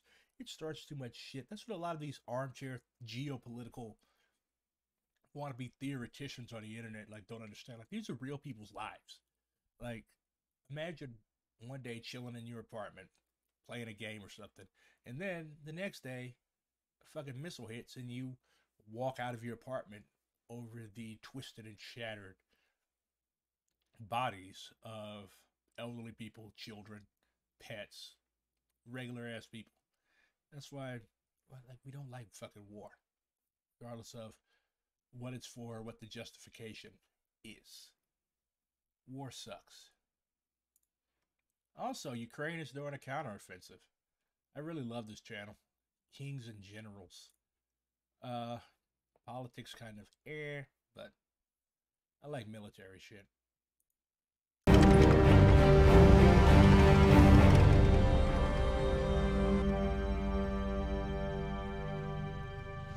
The unprovoked Russian invasion of Ukraine has entered a potentially decisive phase, as the Ukrainian army has finally launched its long-anticipated counter-offensive.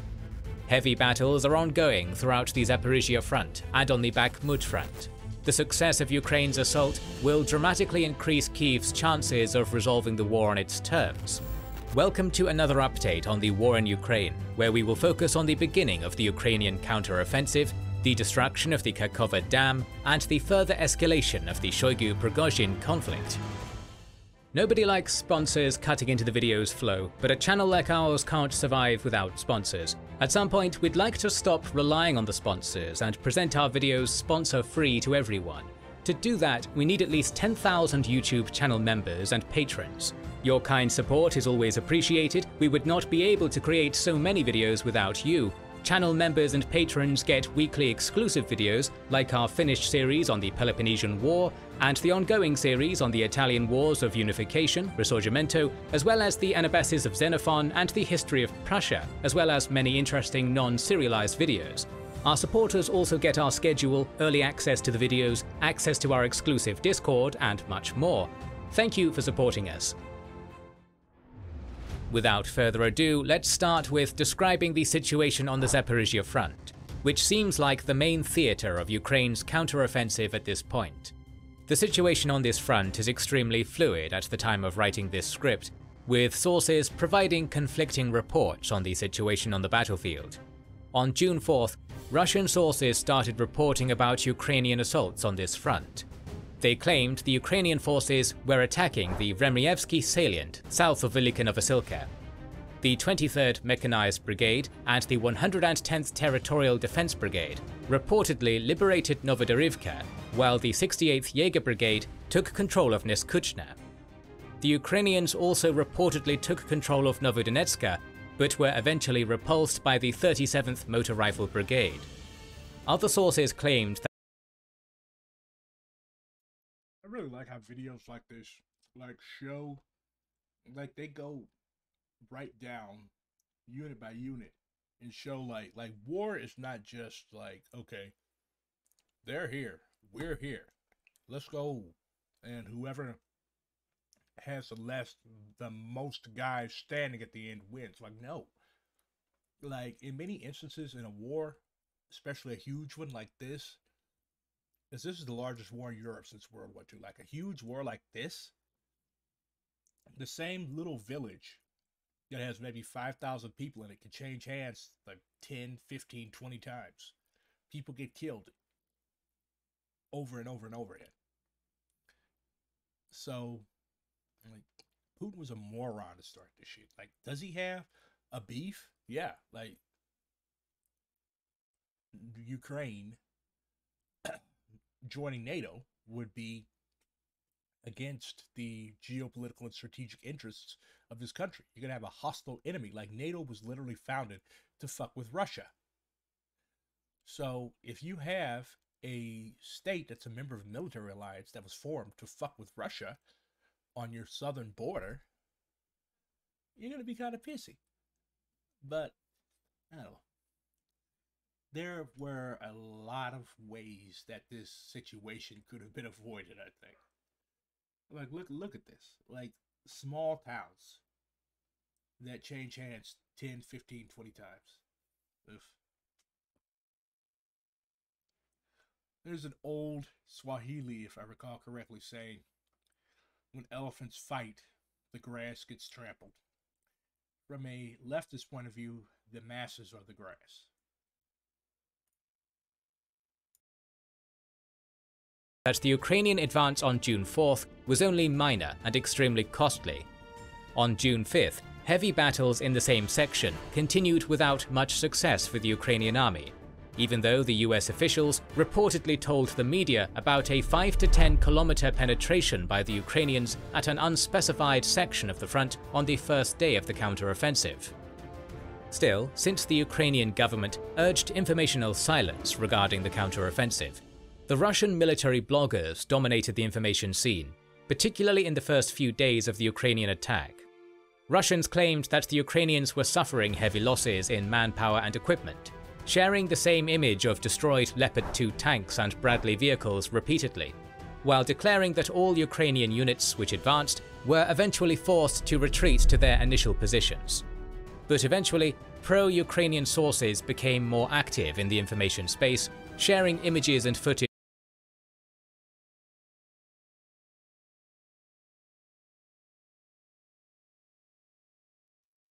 Mariupol. If I recall correctly, that's where Nestor Makhno was born. But really interesting, like information warfare.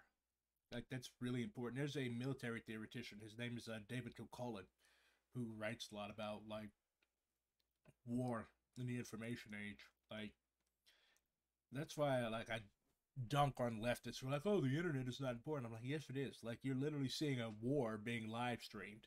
Like I'll never forget like the early stages of this thing.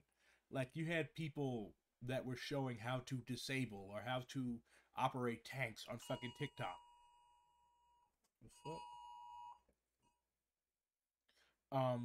You have people that were showing how to operate tanks and shit on TikTok. Like the internet is a really, really, really important tool. It's probably one of the, if not the most important invention in development in human history. Like you have this war that's being fucking live streamed and broadcast. You got motherfuckers out here fighting while wearing GoPros. What the fuck are you talking about? The internet is not important. But information. It's the 5th, 6th, and 7th frontier. Proving their advance. On June 8th, it was reported that the Ukrainian units gained ground south and southeast of Malatokmachka, towards Robotna, and in Lobkova on other axes of assault in the Zaporizhia front. On June 9th, Ukrainian sources reported that the 130th Reconnaissance Battalion and the Bravo team of the Special Forces liberated Lobkova. On June 10th, further advance of the Ukrainian army achieved in an unspecified period between June 5th to 10th was reported. The 68th Jaeger Brigade entered the villages of Blahodazna and Storozhova, while the 35th Marine Brigade reportedly liberated Makarivka and advanced on Yorozhaina. On other axes in the Zaporizhia Oblast, the Ukrainians reportedly gained ground south of Lobkova and towards Robotyne. In the following days, Russian sources claimed that the Ukrainian units were repulsed from Robotyne. They reported about a major Russian counter-offensive of the 127th Motor Rifle Division in the Velika Novosilka section, but could not provide any evidence of their advance. Rainy weather has prevented active offensive operations since June 13th, and no territorial changes were reported in this period. How can we assess the Ukrainian counter-offensive on the Zaporizhia front so far? Ukraine is attacking on 3 different axes, and so far their biggest success has been in the Velika Novosilka section, where they advanced for around 10 kilometers after a week of active fighting. The main assault in this section has been conducted along the TO518 road and the Mokry Yali River, which has divided the Ukrainian force in two. The destruction of the dam over the river has seemingly not done much to interrupt the Ukrainian army from advancing. At this point, the immediate targets of the Ukrainian army are the elevation west of Storozheva and the town of Staromlynivka south of Yorozhaina. Control over the elevation would give the Ukrainian army an advantageous position to command the surrounding terrain. At the same time, the liberation of Staromlynivka would likely force the Russian units in Rivnopil and Staromayoska to retreat due to the absence of available supply lines. The Ukrainians will continue to fight along the TO518 road, the key supply line for the Russian units to the east and west of the road. The attack on Novodonetsk may be an auxiliary assault to fix the Russian forces and prevent them from assisting the defense in the Storozheva and Staromlynivka areas, or perhaps an important axis in itself, which may target the liberation of Volnovakha, sitting on the H20 highway leading to the strategic Mariupol. It is very hard to judge at this point, and all of the Ukrainian assaults on the Zaporizhia front may actually be probing attacks to detect the weak point of the enemy defenses and try to develop their success there. So far, assaults of the Ukrainian units have been small in scale, as offensive operations on the Zaporizhia front are conducted by company-sized groups. We have not seen any evidence of the use of Challenger tanks and Marder IFVs in the Ukrainian counter-offensive yet, as the analysts observe that so far, Ukraine has employed only 3 of its 12 newly established assault brigades, the rest undoubtedly waiting to capitalize on the breakthrough. The other 2 axes are south of Malatokmachka and south of Stepova, where the Ukrainian gains have been marginal. Both of these axes arguably target the liberation of an important transport hub of the Zaporizhia Oblast, Tokmak, on the way to Melitopol.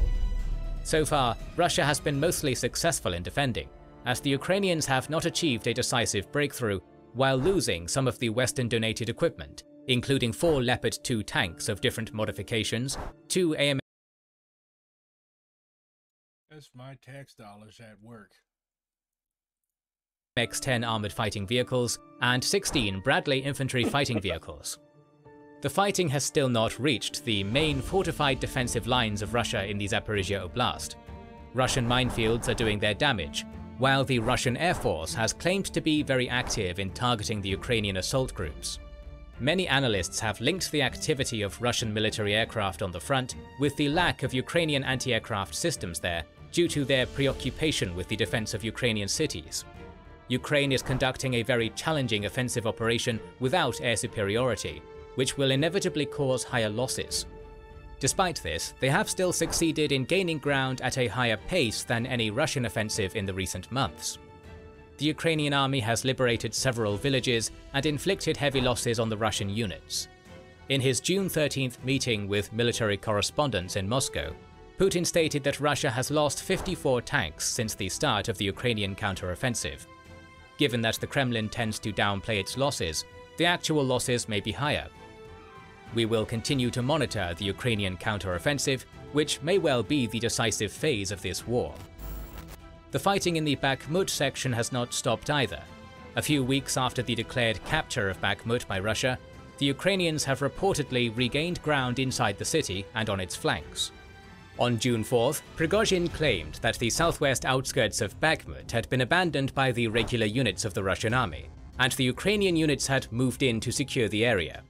A day later, both Prigozhin and the Ukrainian Deputy Defense Minister, Malyar, reported about further gains of the Ukrainian army to the north of Bakhmut in Berkivka, Orikhovo-Vasilivka and Paraskovivka, and to the south towards Klishchivka. In the following days, both Ukrainian and independent sources reported further progress of the Ukrainian army on these axes.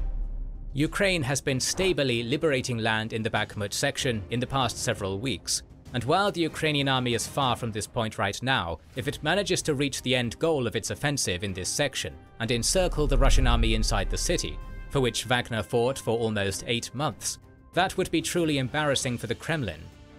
Although at this point the Ukrainian counteroffensive in the so we can see why Wagner is upset. Like, they basically consider Shoigu to be an armchair general who's never pulled a gun or taken a life in his life. And while they're down here fucking bleeding and dying, like, he's up there engaged in fucking Game of Thrones type shit in the Kremlin. Shit, I'd be mad too.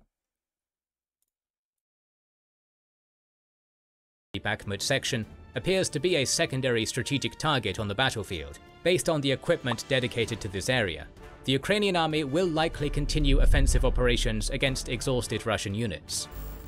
Small-scale battles continued on the rest of the Donbass and the North Luhansk fronts. There have not been notable territorial gains by either side, but there are more and more rumblings on Russian Telegram channels about active movement and preparation of the Ukrainian army in the Kupiansk section. Perhaps Ukraine is planning another offensive on Svatova and Starobilsk. Time will tell. In our previous video, we talked about the Kherson front, where the Ukrainian army may potentially launch an attack to support the main offensive on the Zaporizhia front. Well, the situation on the Kherson front changed significantly on June 6th, when the Kakhovka Dam on the Dnipro River was blown up. Both sides accused each other without providing any conclusive evidence yet. There is no footage of the explosion, so we cannot claim to know its cause at this moment. Russia claims that Ukraine destroyed it by shelling, while the Ukrainian government states that such an explosion could not have been carried out by shelling, but only by planting explosives inside the structure of the dam. The Ukrainian presidential aide, Podolyak, has accused the 205th Separate Motor Rifle Brigade of destroying the Kakhovka Dam, and on June 14th, the Telegram channel named the 205th Separate Motor Rifle Brigade. So you've got Russian army units, Ukrainian army units that have Telegram channels. Like, can you imagine how many military secrets are being, like, bandied back and forth? Like, how many people have died because somebody said the wrong thing in the Telegram chat? Like, this is the most Zoomer-ass war ever.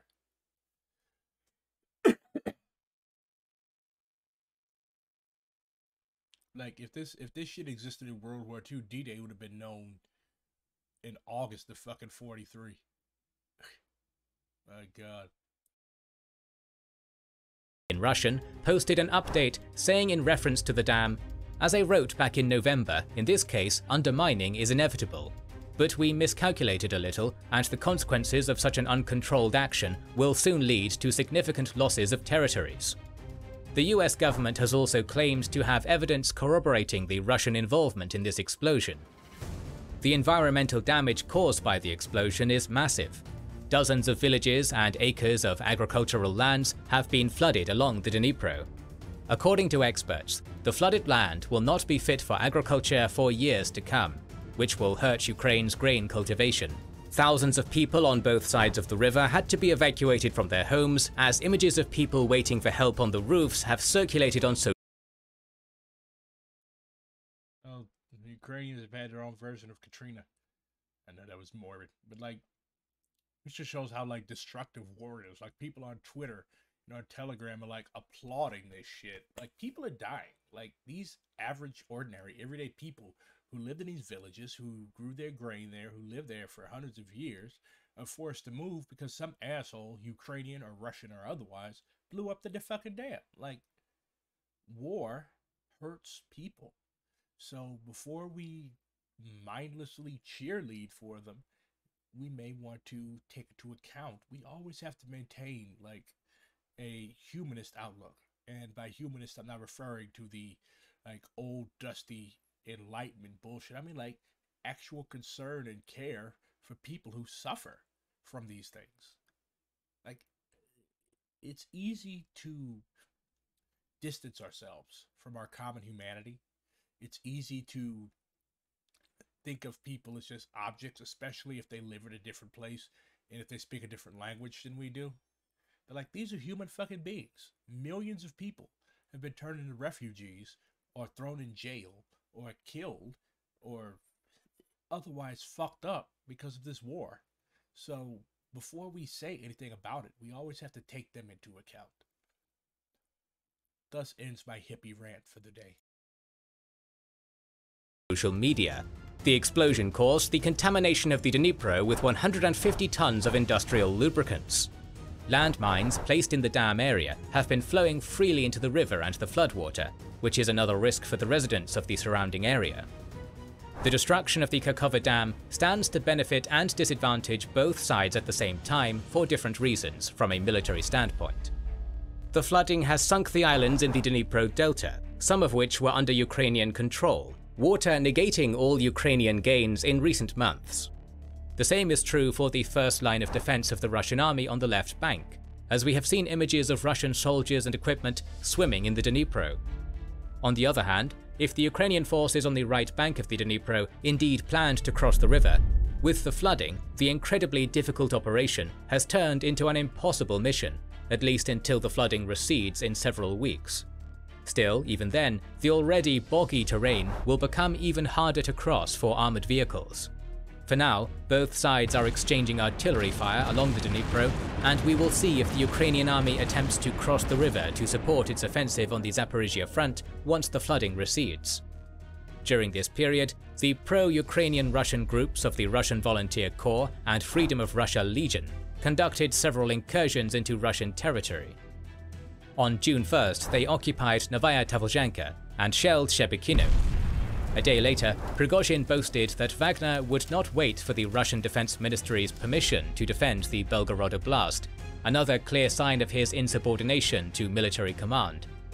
On June 4th, these groups raided Novaya Tavlzhanka once again, capturing several Russian soldiers, and invited the Belgorod Oblast governor, Gladkov, to come get the Russian POWs personally. Gladkov refused this invitation and offered to meet somewhere else. Prigozhin once again used this opportunity to promote himself by offering to negotiate the release of Russian POWs himself, if necessary. Video evidence of the return of Novaya Tavlzhanka to Russian control came only on June 6th. But this is not the biggest story about the conflict between Prigozhin and the other members of the Russian elite. First, at the beginning of the month, the Russian MP and one of the commanders of the pro-Kadyrov forces operating in Ukraine, Adam Delinkonov, invited Prigozhin to meet in a rather aggressive manner, accusing him of discrediting the Russian army in front of the whole world. This led to a response from the usually secretive supposed founder of the Wagner Group, Dmitry Utkin, in which he reminded Delinkonov that they fought on different sides during the First and the Second Chechen Wars. It is worth reminding that Oh yeah, so we're talking about Nazis, like the Chechens, the Chechen elements in this war that Russia are making use of are not the most socially progressive people. Like this same guy, Kadyrov, if I recall correctly, or somebody affiliated with him, said that there are no gays in Chechnya because they're all dead. So, not very nice people.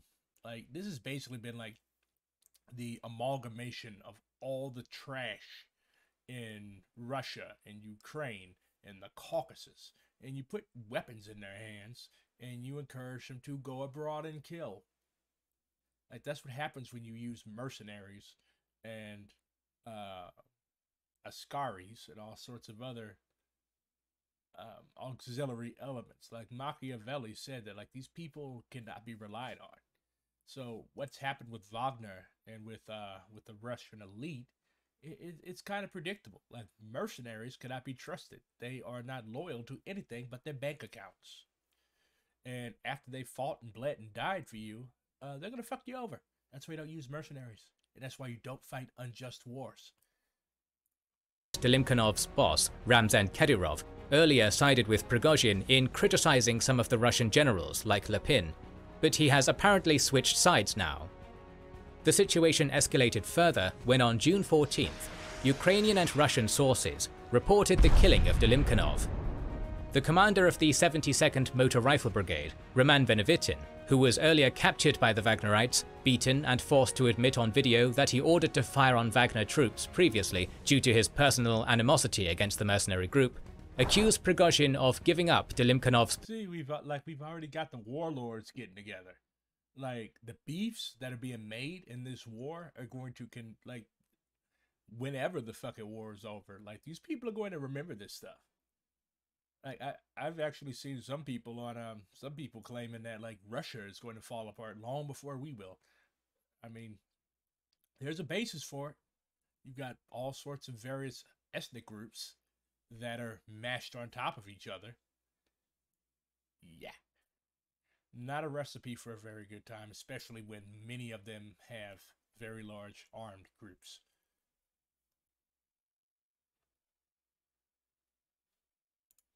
Position to the Ukrainians. Kadyrov later claimed that Dlimkanov is alive, but let's go back to the reported skirmish between Wagner and regular units of the Russian army. On June 2nd, Prigozhin accused the Ministry of Defense of placing landmines on Wagner's way back from Bakhmut. Prigozhin claimed that Wagner units fought with a regular unit of the Russian army in Semihirya after trying to prevent them from laying landmines in the rear of Wagner. This is beyond scandalous. For all their problems on the battlefield, now the Russians are apparently fighting each other in Ukraine as well, which shows the level of chaos on the ground. Prigozhin clearly deems himself invincible and does not fear escalating his conflict. Have we seen Prigozhin? Like, how does this guy fancy himself invincible? Like, he looks like he's already got a foot in the grave. Where's that picture of him? I had one.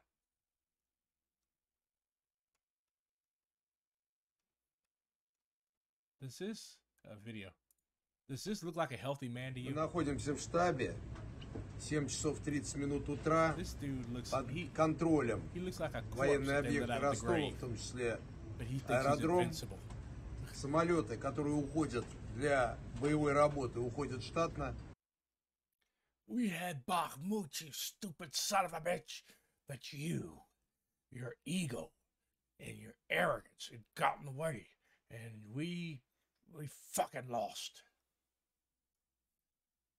I used to be able to quote that scene like from memory, but I can't. We had Ukraine. We had Bakhmut. We had Luhansk. We had Donbass. We have Crimea. But you had to go fuck all up. You stupid son of a bitch, you sukkabladsk. With Shoigu by accusing the MOD of laying mines and fighting against Wagner, while capturing and torturing a lieutenant colonel of the Russian army, a commander of a brigade. The Ministry of Defense responded by declaring a decision to subordinate all volunteer units under the centralized army command. Prigozhin has already stated that Wagner is not going to sign any contracts with Shoigu. Several other units, including the pro-Kadyrov Akhmet, have already signed contracts with the Ministry of Defense, and Prigozhin has only two options now: either yield to Shoigu's demand and risk his position as the leader of Wagner, or deepen the conflict with the Ministry of Defense. While Russia is trying to maintain its military production by getting sanctioned goods through Armenia, Georgia, Kazakhstan, Turkey and UAE, according to the US head of the Office of Sanctions Coordination of the State Department, James O'Brien, Ukraine continues getting public support from its Western allies.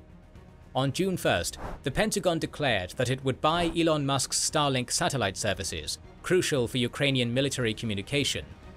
The United States has also pledged $2.1 billion worth of military aid on June 9th and $325 million worth of military aid on June 13th, which included 10 Stryker armored fighting vehicles, 15 Bradley infantry fighting vehicles, more Stingers, Javelins, artillery shells, Patriot All right, that's more than like most countries in Africa have access to. Like a lot of countries in Africa and Latin America, like their tanks might be like one old ass Russian thing that they got because Khrushchev got drunk and left the keys in it on a visit, showing it off. Like so much shit has been dumped into this war, and like I don't know if Americans think that we're going to get this stuff back, but like after this war is over, whenever it's over, like that shit is going to end up in the hands of warlords, terrorists, uh, random assholes named Ivan who think that'll be fun to have a fucking striker in their backyard. Like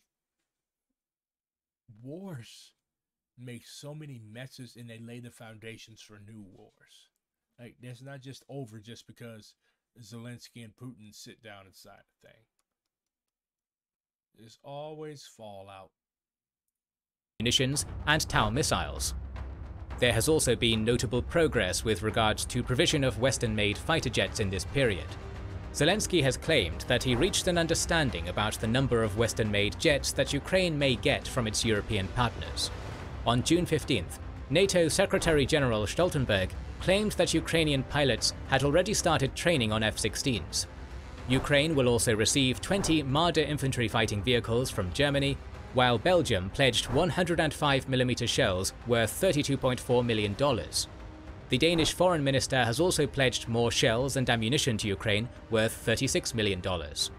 During his visit to Kyiv, Canadian Prime Minister Trudeau announced a military aid package worth 500 million Canadian dollars. According to the Russian MP Konstantin Zatulin, Russia has not reached any of the goals of its special military operation: denazification, demilitarization, protection of the people of Donbass. Which of these goals have we reached? None of them. Moreover, some of them have lost their meaning. For instance, the neutrality of Ukraine. Does it make sense to make this demand? It does not now. While Russia indeed has not reached any of its stated strategic goals, it still occupies a significant portion of Ukraine. Ukraine is counter-attacking and must make tangible progress to prevent the so-called possible Ukraine fatigue among its allies. The losses of both sides have been exacerbated by heavy fighting on the Zaporizhia front and in the Bakhmut section. According to the Oryx blog, the visually confirmed equipment losses by both sides as of June 15th are the following. For Russia, these are 2,043 tanks, 4,147 vehicles, 243 command posts and communication stations, 750 artillery systems and vehicles, 208 multiple rocket launchers, 82 aircraft, 90 helicopters, and 246 drones. For Ukraine, these are 533 tanks, including 4 Leopard 2s of different modifications, 1,603 vehicles, 15 command posts and communication stations, 317 artillery systems and vehicles, 45 multiple rocket launchers, 68 aircraft, 31 helicopters, and 144 drones.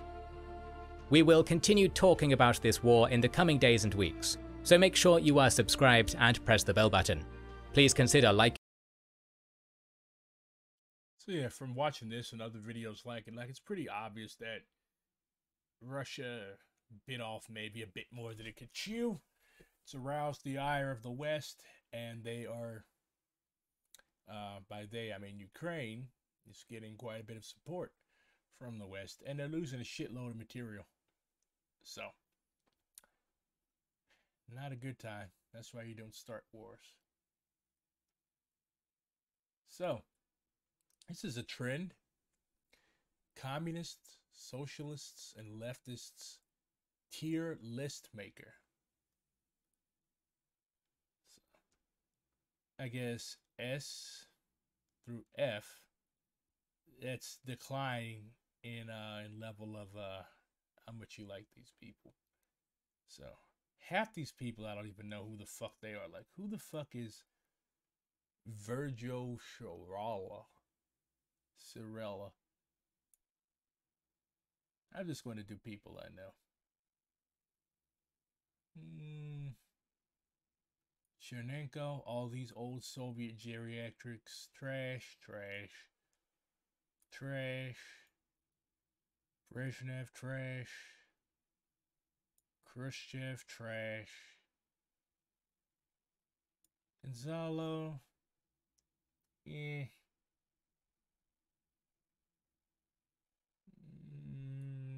70-30. Trotsky. There.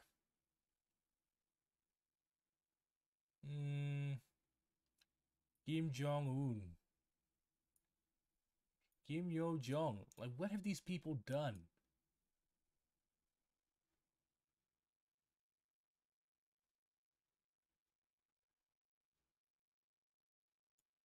Kim Il-sung. You go there for being a revisionist. Sankara. You... Fuck it. You're based. I like martyrs. Lin Biao. You served your purpose. Siad Barre. Trash. Kepakaya. Season. Rest in power. Eric Honecker. Maurice Bishop. Yeah. Allende. Decent. Chavez. Pol Pot. Seriously?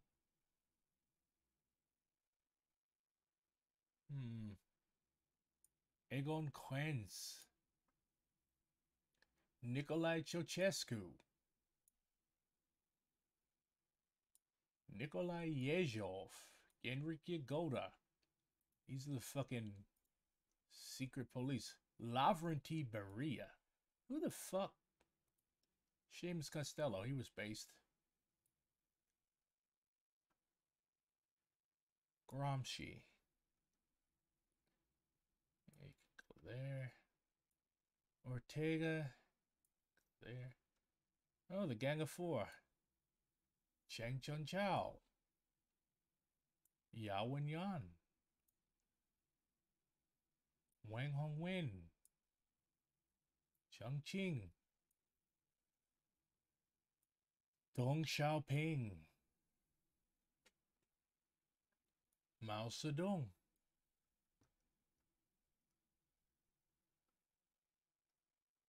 Nikolai Bukharin.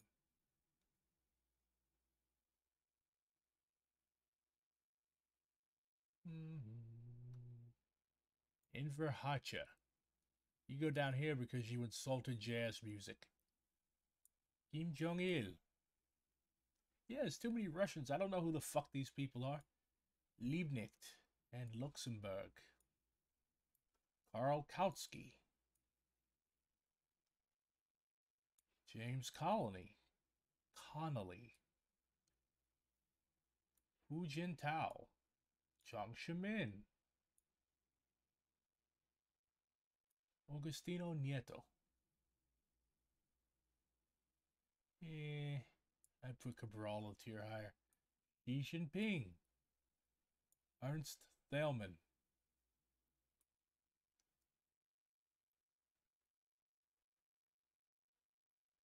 Lei Feng. Samora Machel. He betrayed the ANC. So,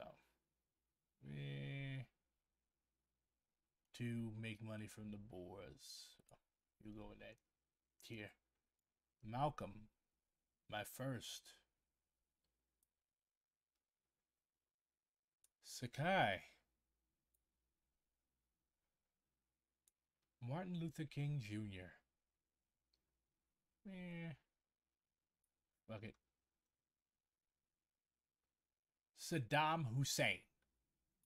Bruh. Nasser.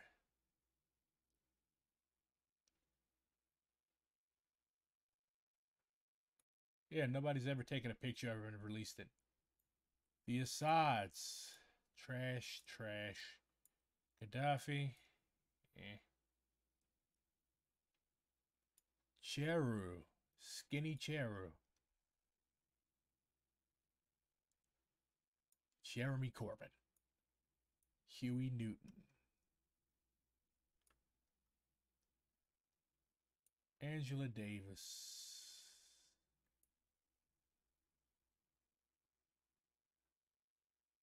Tito, George Habash,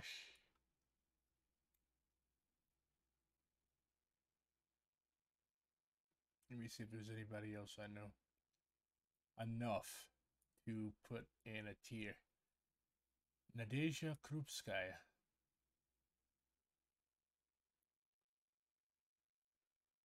Hua Guofeng,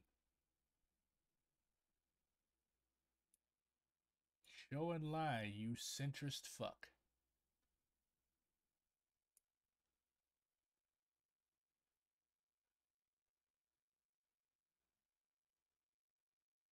Oh, of course, Marx and Engels. Marx is B tier because he used the N word once. Engels is higher because he's easier to read. Lenin, put you up there. Stalin,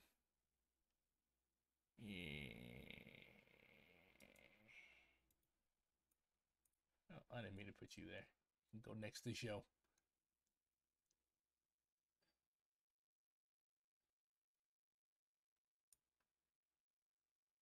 Ho Chi Minh was a centrist, but he also rocked with black people pretty heavy. Fidel. Put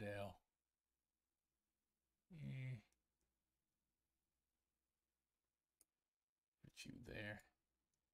Put Shay above you. Shay can go right there.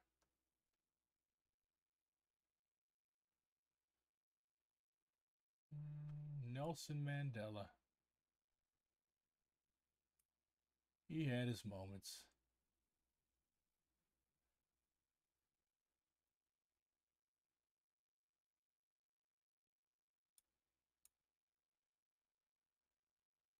And I, unfortunately, do not know who the rest of these people are enough to make a commitment that will probably get me canceled. So, I will not.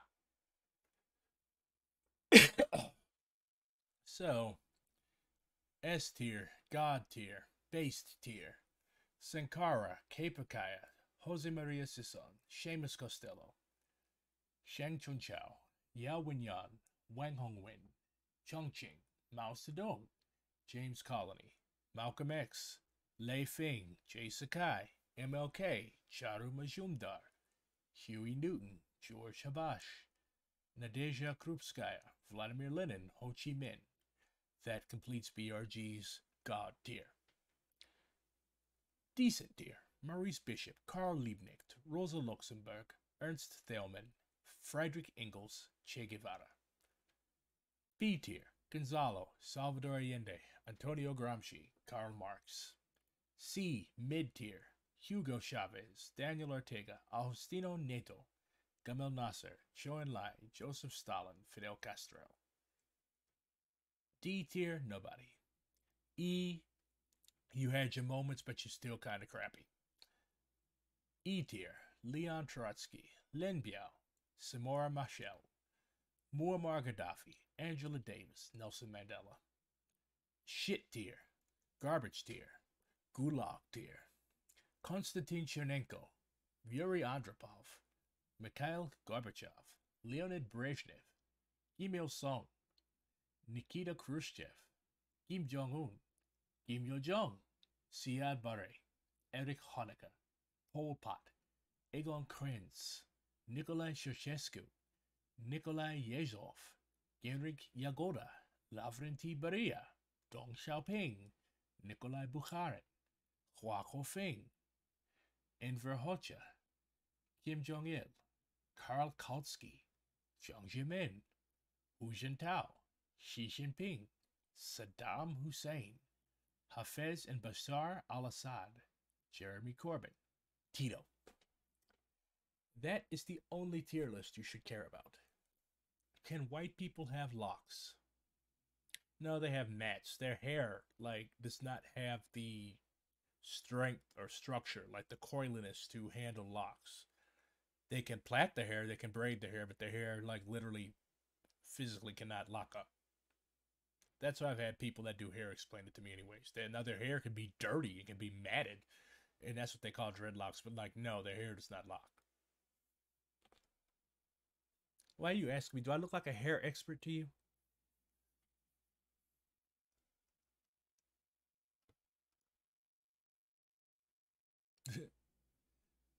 Ask me about my facial hair. You know what I like? Sporkle. I'm going to show how smart I am. Beard, it's just a basic goatee.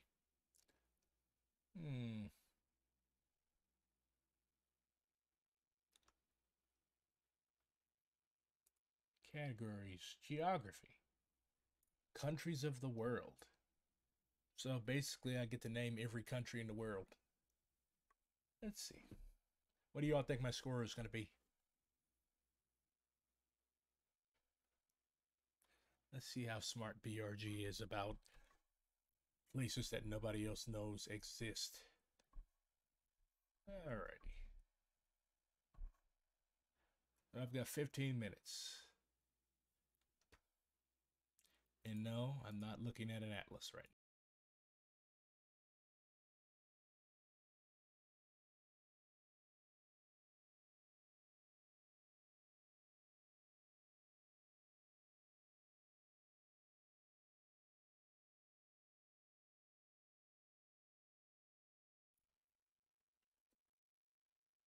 now. Oop. Guinea. Guinea. Bissau. Senegal. Tanzania. DRC.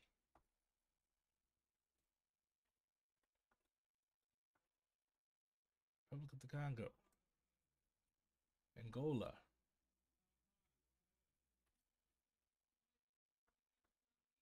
Botswana.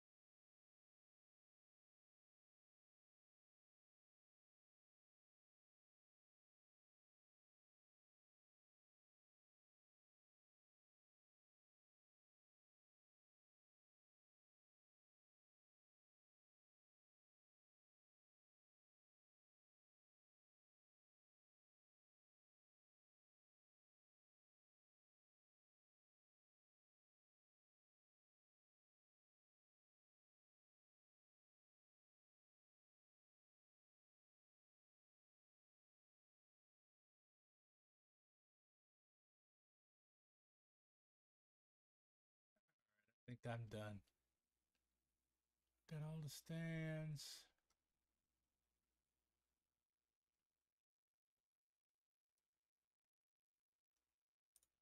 In 10 minutes. Who did I forget? Central African Republic, Uganda, bunch of islands. I forgot Barbados. Rihanna's gonna come slap the shit out of me. Nigeria. How the fuck do I forget Nigeria? My God. I've got Yankee brain. I'm sorry. How the fuck did I forget Nigeria? Yes. Oh well. In penance for forgetting the country that most of my ancestors came from. I suppose. Did I see the National Black Organizing Conference? I did not. I know some people that went there. I'll ask them how it went, though. Did something happen there? Some drama? I like drama. Well, as long as I'm not in the center of it. I like other people's drama. But did something happen there?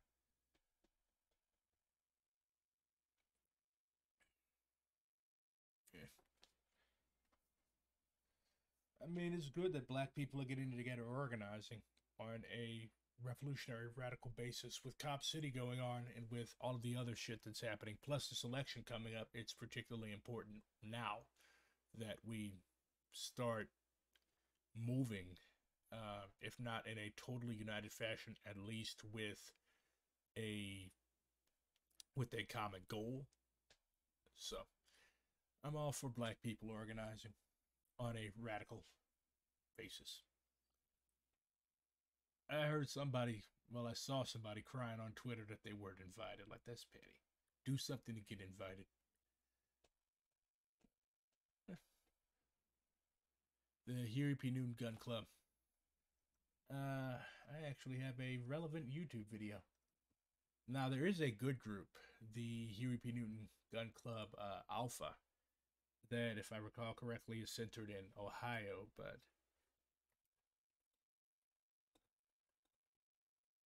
I think this is what it's called. The Black Women's Defense League, that's the name of it. We are still slaves to this day, whether it be mental, financial, material, spiritual. Hold on, why are the subtitles in French? They seem determined to insinuate themselves into my head.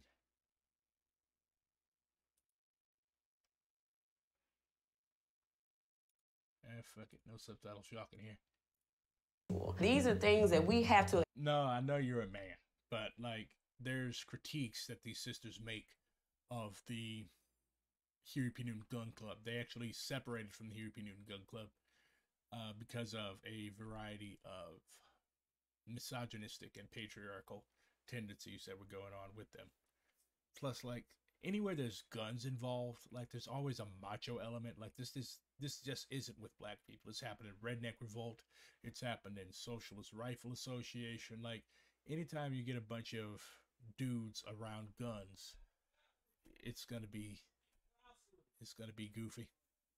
So, but anyways, here's your critique. Attack on every side because the enemy is attacking on every side. This is why we have self-defense classes, to make sure we can have the best response when we are doing non-armed or armed rescues. We are warriors.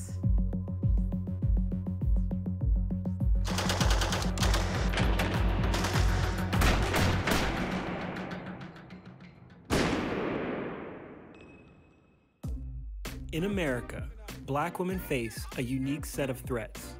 Their concerns involve a deadly combination of racism and violent patriarchy.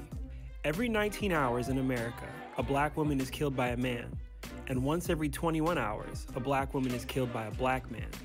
The Black Women's Defense League is showing these women how to fight back. We will fight just as violently against the oppressor for each other. Formed in Dallas in 2015 by Niecy X, the BWDL has embraced the legacy of their foremothers in the Black Panthers. They're out in the community, empowering young blacks to exercise their Second Amendment rights to protect themselves from the violence of misogyny and systemic racism. In terms of this house, do you guys have guns here? Yeah. Guns were actually involved in the civil rights movement because of the fact that there might be a cross burning in your front yard. It was because of the fact your daughter might go to church and there's a bomb in the church. It's just that that history has been hidden. It's a weapon. It's something to protect you. And we all know the safe way to handle it. I mean... Yeah, I mean, it's not a big rocket deal, science I to say. What is the aesthetic element of the gun and style? And is that something that's important to you? You know, like when people see women holding guns, it's automatically sexy. It doesn't matter if she's wearing a burqa. It's sexy for some reason. And for that, it's not something that I go out of my way to avoid, but I'm certain on making sure that it's not the message that they come away with. Like, oh, those are just some pretty girls with guns, you know? They are for use. Black women should be a priority just by the numbers. More black women died as a result of intimate partner violence than black men get killed by the police. We have this thing of this in-house. We don't want nobody outside the house to know what's going on. We don't want you to know that Uncle next door has touched every woman in the house and he still gets to come to the family picnics. And why is this not dealt with? That's something that we come to shed light on. Not only do we have to fight the man, we got to fight our man. At the end of the day, we have a common goal, which is ultimately liberation, but at the very least, the well-being and safety of our sisters. Growing up in the city of Dallas helped shape Niecy's radical activism. If the life giver is not safe, then the entire group of people is not safe. It's one of the most racially segregated major metropolitan cities in the country, with extreme economic inequality. Not to mention, the city's police department has a woeful record of handling sex crimes for women, and was until recently one of the country's most dismal when it came to police-involved shootings. It's also the home base of several other black activist organizations, like the Huey P. Newton Gun Club, which Niecy joined before starting the BWDL.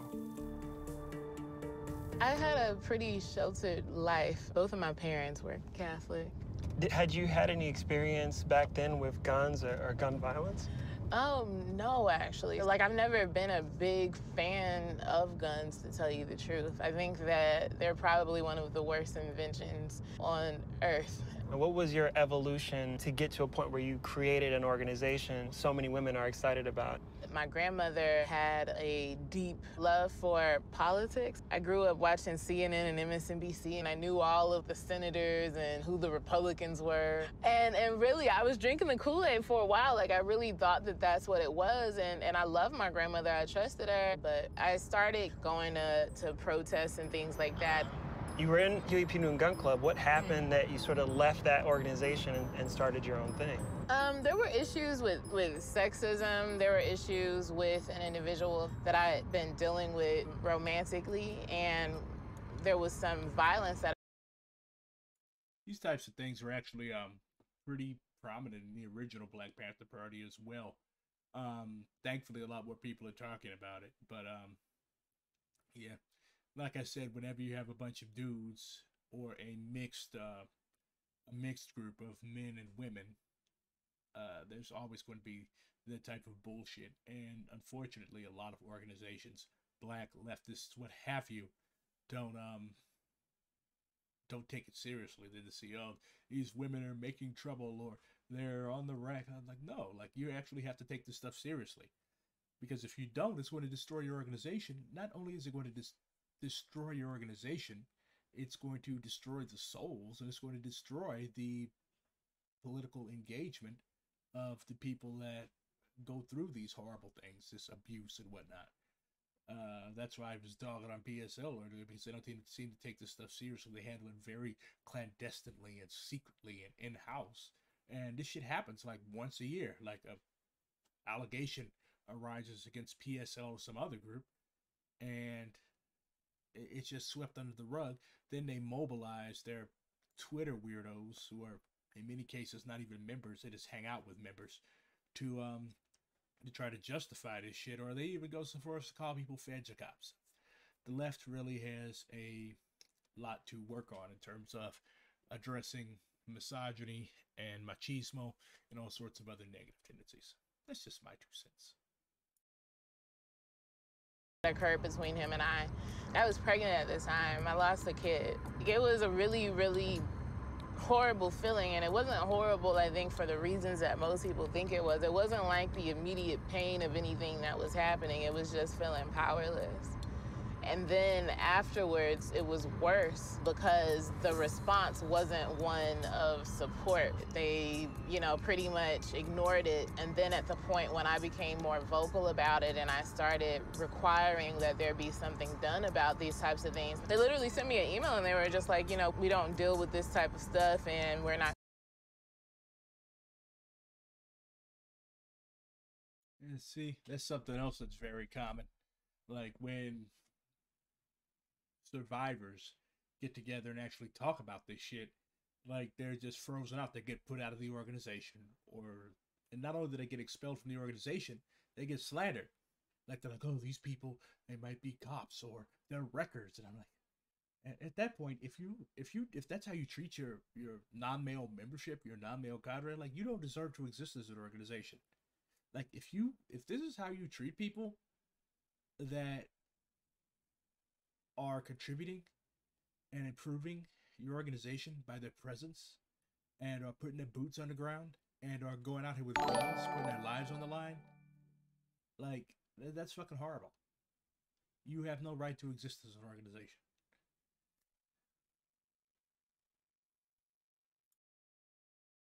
Going to tolerate it and you need to stop. And it makes me wonder, if women and children are 2/3 of the community, how much of the community are you there for if you're not there for the protection of them?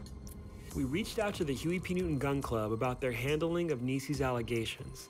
They said that Niecy was not part of the gun club at the time the alleged incident took place, and say that the Black Women's Defense League was a male-bashing feminist movement. See? So I queued this video up to address Full Metal Maoist's question as to whether or not he should join the HPNGC. Like, I mean, I don't think they've changed their line. They say that women organizing amongst themselves in response to horrible abuse within the organization has no merit, and then they talk about male bashing. Like, everybody that I've seen calling women misinterests, meaning haters of men, has been a very reactionary person. And anybody that I've seen speaking negatively of feminism also tends to be a very reactionary person. Note that there's a difference between critiques of radical feminism and reactionary feminism, or bourgeois feminism and proletarian feminism. What these guys are doing is lumping all feminism, everything that seeks the liberation of women from their particular oppression, as being reactionary or man-hating. So, yeah. Then they blame the victim. Oh, she just wants to draw attention to her cause. Yeah. Full Metal Maoist says that he hears this a lot from all the anti-social justice warrior and anti-feminist white boys. Yeah, that there's a lot of overlap between the Black manosphere and white Proud Boys and all sorts of other reactionaries. That's on purpose. They have a common cause: hatred of women and hatred of anybody that's non-conforming to their idealized Victorian shitty view of society.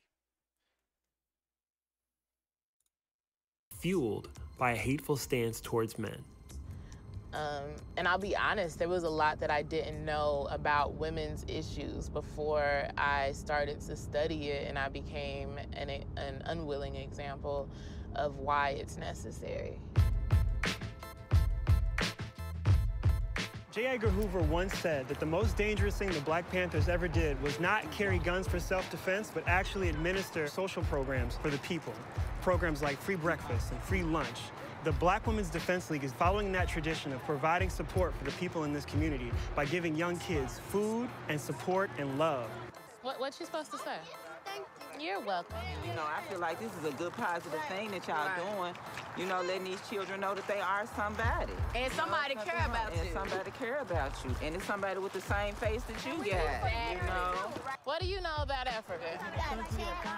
They got cheetahs? And people that's real black. People that's real black? Like you black? Like me black? The goal isn't just to give them a full stomach, but to give them something to think about and some knowledge of self. How do the social outreach programs that you're working on also connect with some of the self-defense stuff that you're doing?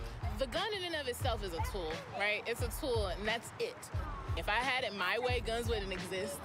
However, if you're providing education and knowledge of self, then it becomes useful for what it is, which is self-defense. Because in the event that you or a family member needs to use it, it's really important that it's not something that's scary to you.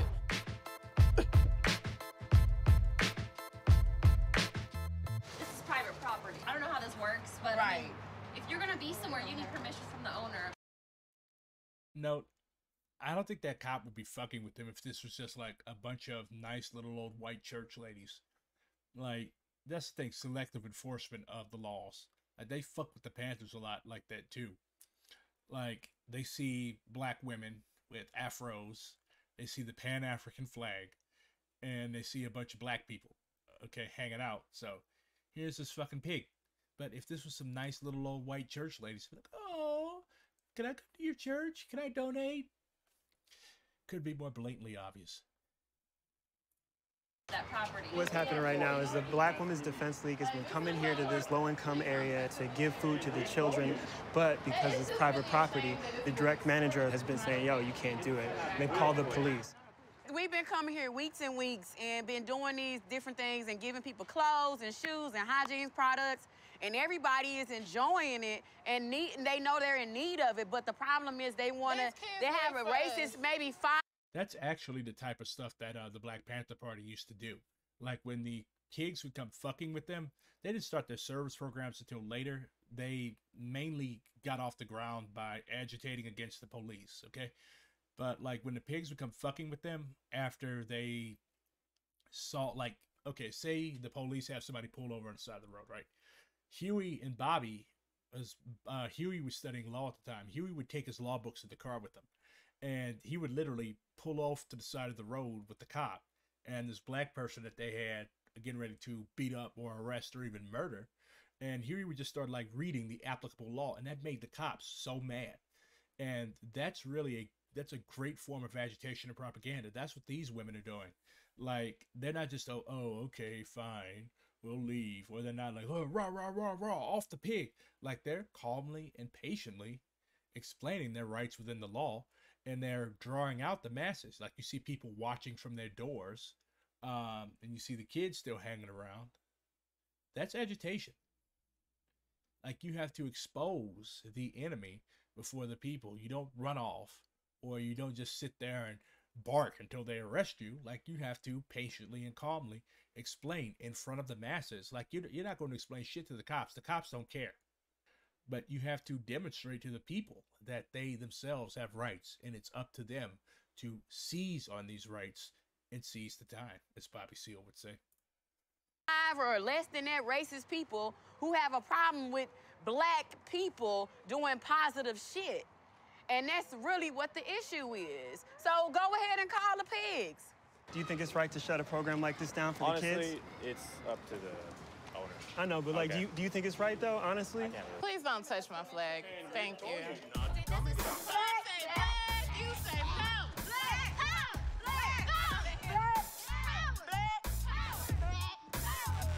Although giving back to the community is a big part of the Black Women's Defense League, it's self-defense training with firearms that sets them apart from other organizations. In Texas, black women have been identified as the fastest growing demographic of gun owners. Of course, being a black gun owner is a dangerous proposition in a country that has historically criminalized black gun ownership. From the birth of this nation through Jim Crow, it was illegal in some states for blacks to even possess guns. And modern gun control, as we know it, began as a conservative cause pushed forth by politicians like Ronald Reagan in the 60s to keep firearms out of the hands of groups like the Black Panthers. Many argue that this legacy continues today. They cite cases like Marissa Alexander, a woman who served 3 years in prison for firing a warning shot at her abusive husband in Florida, the same state where George Zimmerman got off scot-free after killing Trayvon Martin. I was thinking a lot about this history as I rolled with the Black Women's Defense League to a white-owned gun range in Texas. We're here with the Black Women's Defense League, kind of been talking about how this is still in the early beginnings of the group. And so as individuals, they're still getting acclimated to the idea of using guns as self-defense. This is the process where they're learning and feeling comfortable about it. And then they're going to evangelize it and you know, take this information that they're gathering to the people who are interested in the group. So this is sort of the inception of a new movement. So when it comes down to the necessities, which I do consider the ability to protect oneself a necessity, it's kind of a necessary evil at this point, you know? Actually, it's more black women in here than any race usually. Really? You're a target whether you carry a gun, a knife, or walk in the streets and protest. But when you're an armed group and have a gun involved, and you start talking about privileges, white privilege. Say, for example, John Crawford was shot in an open carry state. If it's an open carry state and I'm in a Walmart carrying a gun, why would you shoot me on sight, even if the gun is real? And see, that's the thing is, like, say, when Niecy is holding a gun, people see a different thing than just, oh, she must be a Second Amendment advocate. They're not going to initially associate it with some sort of constitutional right. They're going to want to know, what is she up to? Right. Do you see the gun as sort of like a phallic or masculine? I think some of them are kind of sexy. But I think it's best to be consistently training on firearms, hand-to-hand combat. You're never good enough.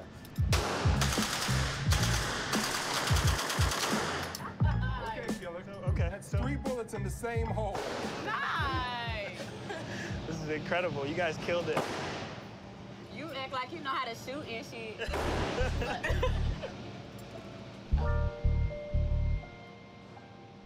6 months after I met with the Black Women's Defense League, a violent tragedy erupted in Dallas that put Niecy in danger. On July 7th, Niecy attended a peaceful demonstration against police brutality. The demonstration was in response to the police shooting of Philando Castile, a legal gun owner who was killed by a cop after announcing that he was in possession of a firearm. Veteran Micah Johnson, who had a history of mental health issues, ambushed the police at the protest. He killed 5 officers. Niecy was unarmed at the demonstration, peacefully protesting, but she was wrongfully detained by the Dallas Police Department for more than 6 hours. She was never charged. Today, despite the threat of increased surveillance, she continues to advocate for Black women and Black liberation, with the hope of expanding the BWDL to more cities across the nation. The world that our daughters have to grow up in is going to be a direct correlation to what we did or what we failed to do. So, after seeing that Full Metal Maoist, do you still want to join the Huey P. Newton Gun Club? I think the Alphas are pretty cool, though. I think they're a split group from them, too. I try not to gas up splinter groups, but sometimes you gotta rupture with bad people. And abuse and trying to hide abuse is the definition of bad people. So hopefully this opened your eyes to some things. Spike Jones. Yeah, splits are often good. Sometimes contradictions boil over to the point where the only thing you can do is split. But anyways, it's time for me to split because I've been on for 3 hours and I don't have the stamina for 4, 5, 6 hour long streams yet. Plus, I don't think y'all want to see that anyways. As I get tired, I get more irritable. But anyways, I will be back on tomorrow, probably around noon. What will I do? I don't know.